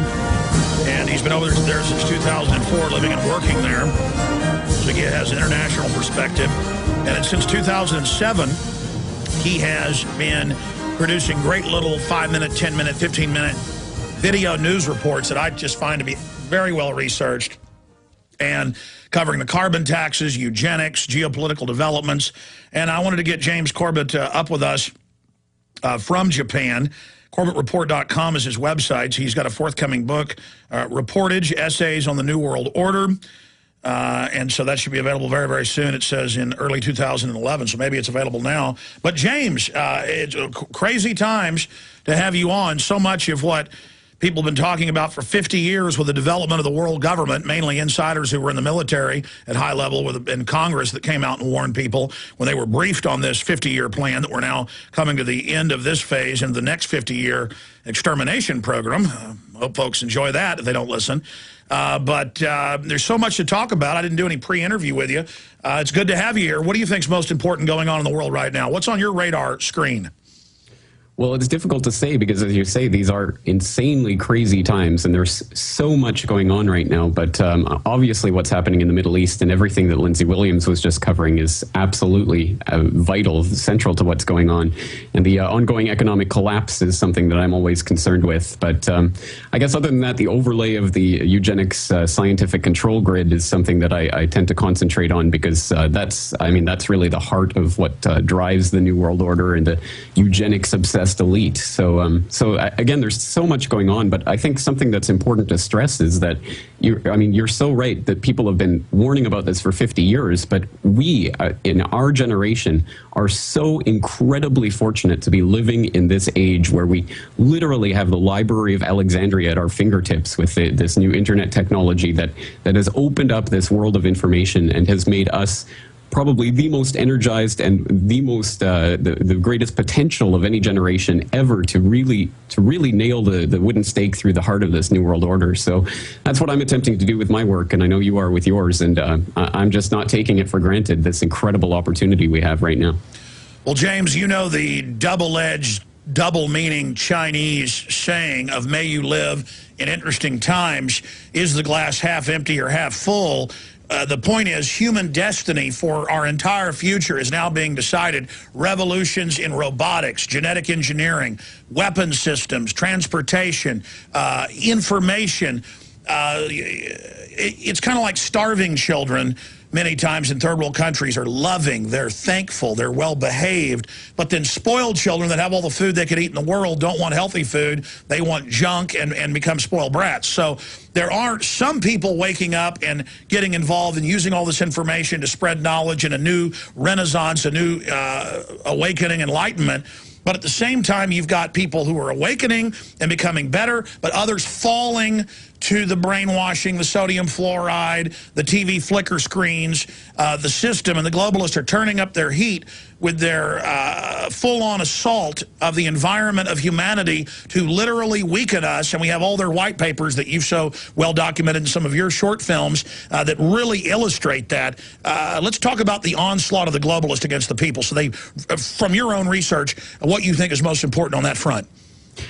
Well, unfortunately, you're right. There aren't enough people yet that are really energized and tuned into this real political reality. But there are more waking up every day, as you well know, and as I see on my work as well. I mean, I see so many more people who are now, at this point, especially as things increase and as the temperature rises, people are more and more interested in getting into this information. So that's why it's important that we're out there spreading this information right now. But I think, unfortunately, the vast majority of the public has been intellectually crippled by the fact that the media has been completely and utterly controlled for decades now, at least, by the big foundations, for example. I mean, you have a report up on InfoWars today about the Gates Foundation and how they've been influencing media coverage of the Gates Foundation. Surprise, surprise. And of course, we saw that going back with the Rockefellers and all of that before that. And then the education system itself, as many of your guests have talked about before, obviously has been used to dumb people down. So, I mean, in a sense,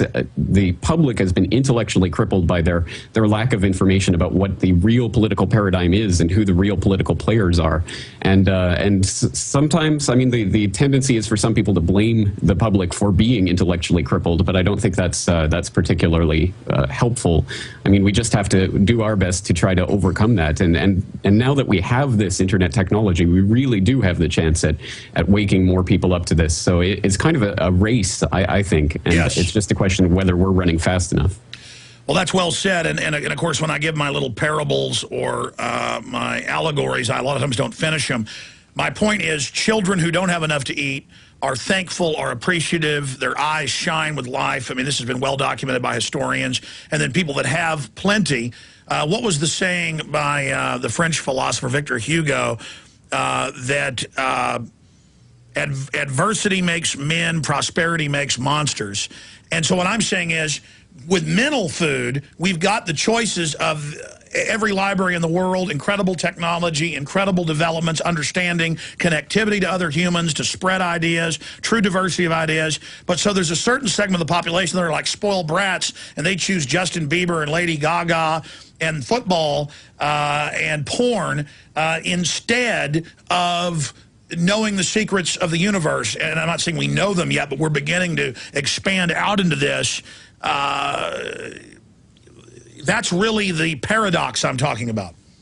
Right, and it's very true. And unfortunately, there is a certain percentage of the public that will never really ever tune into the real political reality. But as we know, I mean, in the American Revolution and in so many other revolutionary times, it's really a small percentage that get things going, and everybody else just joins in once it's going. So I think your listeners and the people who are listening right now are at the forefront of this and are going to be the ones who will be leading the charge against the New World Order.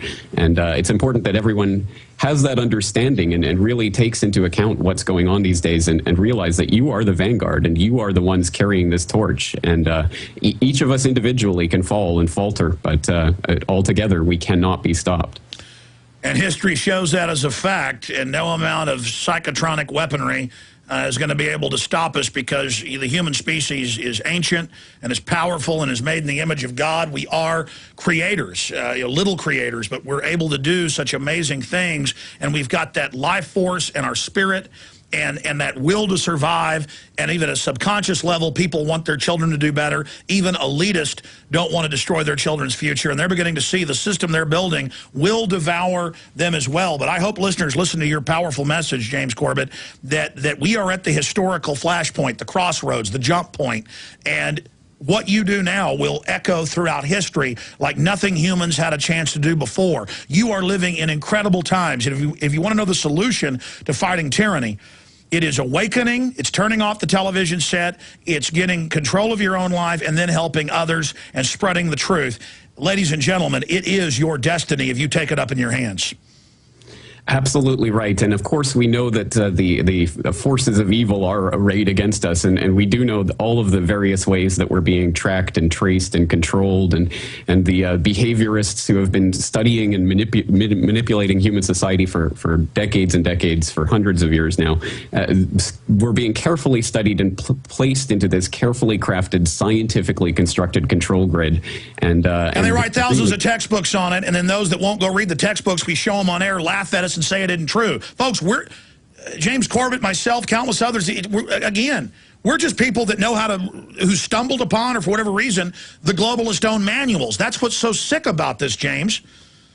Absolutely. And that's an important point for people to take home, because what I do is nothing special. What you do is nothing special. I mean, we're just people who have encountered this incredible information. And like any normal human being would, when faced with the magnitude of what we're facing, just feel we have to do something to get this out to other people. And anyone else out there who's listening right now can do this and can take it up. And it was actually me listening to this radio show 4 years ago that motivated me to start the Corbett Report.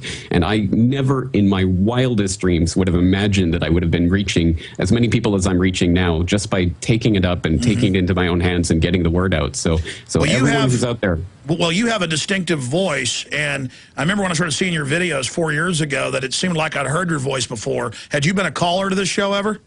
I've called in a couple times, yeah. In fact, just after I started the Corbett Report, I called in, and it was you. You said you'd seen my website, so that was something that helped motivate me even more. And that's what I've always tried to do. I'm not perfect, but I do want to raise up other people who are in many ways better than I am, so that we win this thing for my children, for your children, for everyone. This is life and death, and we see the COINTELPRO, we see the infighting, we see the government operations manipulating our own, human frailties. But the good news is, the thing I am proudest of is that so many people, most people I ended up interviewing years later, I never knew that about you, James, ended up waking up from this show. And I tell you, if people judge a tree by its fruits, this radio broadcast and what it's done has been very, very positive, and it's a great responsibility. But I thank you for taking our information and running with it, because I see your reports. We post them on InfoWars and Prison Planet, and you just put things so concisely and in a calm, focused way, which will affect certain people who don't like my delivery. So it's almost like God's out there with his, basically directing all of us in different ways to reach everybody. I couldn't agree more. And personally, I'm a huge fan of the Justin Bieber rant. I think that's brilliant, but I know a lot of people don't like that style of delivery, so I'm here with a different style. And together, I mean, we're doing it in different ways, but we're saying the same thing. I've been getting emails saying it's Bieber. Yeah, I know it's Bieber, folks. It's a joke. Oh, my gosh. It's so crazy. Well, James, the main reason I wanted to get you on was as a guest, but also to test your Skype, because you're in Japan, and I think we're going to be hearing you host the show, and I'm away with Paul Watson and Dr. Nick Begich and the health ranger Mike Adams. I'm lining up a cadre of key men and women, if we find someone who's up to the mettle, to host this show. So I'll announce that live to you right now. We'll be right back. Stay with us, ladies and gentlemen. Just a little kid. So Cyrus Jones live forever. Grave digger. The globalists are digging our grave. We either dig a grave for their corrupt parasitic system, or they're going to shovel us into the grave they've dug. Get that through your heads, folks. You're under attack. The enemy's announced it and thinks you're too stupid to recognize it. We'll find out humans' potential. I believe in man. I believe in humanity with God's help. James, we're almost out of time. I look forward to having you back up for a full hour future. I'll probably just put you up and you can come on and do the show, and the first time test it out, maybe co-host with Aaron Dykes, another great guy we're getting lined up who co-hosted for 30 minutes a few weeks ago. But I'm just honored to have you on. Tell us about some of your latest reports on eugenics, the Rockefeller Foundation documents about sterilant vaccines. That was one of your latest reports I saw, and some of the other reports you're working on. Yeah, that's Sorry about that. Well, we're just testing your Skype. It has a few problems, but go ahead. Tell us about some of the other projects you're working on.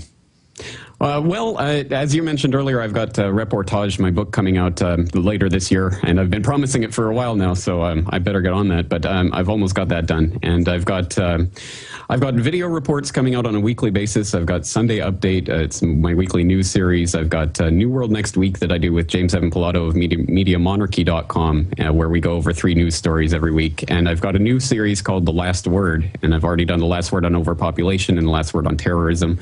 So that's up on my YouTube channel, youtube.com/Corbett Report. I'm doing interviews, podcast episodes, and articles. So it's all up on my website. But Alex, you'll be happy to hear your listeners have already managed to crash my website. So excellent. I hope people will keep trying over the next few days. But, yeah, well, that's a good problem to have. It might be up. I actually got through. Yeah. Well, hopefully you're a good guy and a great mind. Hopefully you can start doing this more and more and fund yourself with the book and do it full time. That's what I did, and that's how we build larger, more powerful operations to face the globalist. We've got to do that. James, tell us about some of the other reports you've done in the past, the things that you're focusing in on. Well, for instance, on my podcast this week, I covered 30 ways you're being spied on, and it's just basically an audio documentary collecting some audio clips of all of the just craziness that's being employed to spy on the American people and people all around the globe, and from the blimps that the Utah state police are using to the spy satellites that the American government is now admitting they are using against the American people, to the cell phone tracking, all of those incredible ways that we're now admittedly being tracked, traced, and controlled. And I tried to end it on a bit of a positive note with someone saying that the technology that's enslaving us is also the technology that will free us, and that we can use this technology against the system. And I think that's something that people need to take to heart as well, because absolutely it's important for people to realize that we can use this technology against the system that's trying to use it against us. And to what extent we can do that and whether we'll ultimately win is up in the air. But I'm hoping that we can can. We can organize some sort of resistance that's more meaningful than just some rioting or turning over cars, because as we know, the system is set up and geared towards violent revolution, but they're not geared towards the revolution of the mind. And if we light the fire in the minds of men and spread that around the world, there is nothing that will stop free humanity. Yes. Lighting fires in the minds of men, beautifully said. Here's an example of them throwing the control grid in our face. Here's the New Yorker magazine, a new article just out yesterday. It's the headline is, talk about throwing it in our face, no big deal. But Google may have promoted a contest to kids to get their Social Security numbers. I'll read that again. No big deal. Kind of like in Pennsylvania, no big deal. The school's watching your kids over laptops at home in the shower. No big deal. The school told them themselves, oh, we're doing it. No big deal, but Google may have promoted a contest to get kids' Social Security numbers, and then it just says, basically, it's no big deal to try to trick little kids to give them their Social Security numbers. I mean, is there no end to their evil, how they're just trying to normalize classical tyranny? Unfortunately not, and it was one of the Google CEOs, I think it was Eric Schmidt, I can't remember, but he said that Google's all about going up to the edge of the creepy line and then not crossing it. But of course we know they don't just like to go up to the creepy line, they like to pole vault over it and see how far they can get. And Google is absolutely just one of the most sick companies out there right now, with all of their Google latitude, so you can spy on your friends in real time and find out where they're going and all the other things. Yeah, they get you in on the evil. Classic ways to bathe people in the corruption. I mean, classic corruption model, scientifically carried out. It's an NSA, CIA front, as is Microsoft on record. We were kooks talking about it a decade ago, 6 years ago. Now it's mainstream news. James Corbett, amazing interview. We'll talk to you again soon. We're going to come back and we'll tell you who the big guest is. Thank you. Visit Infowars.com and PrisonPlanet.com. When you're on the site, you can also tune in 24 hours a day to my daily radio broadcast. There's also a free iPhone app to listen to the syndicated radio show when and where you want.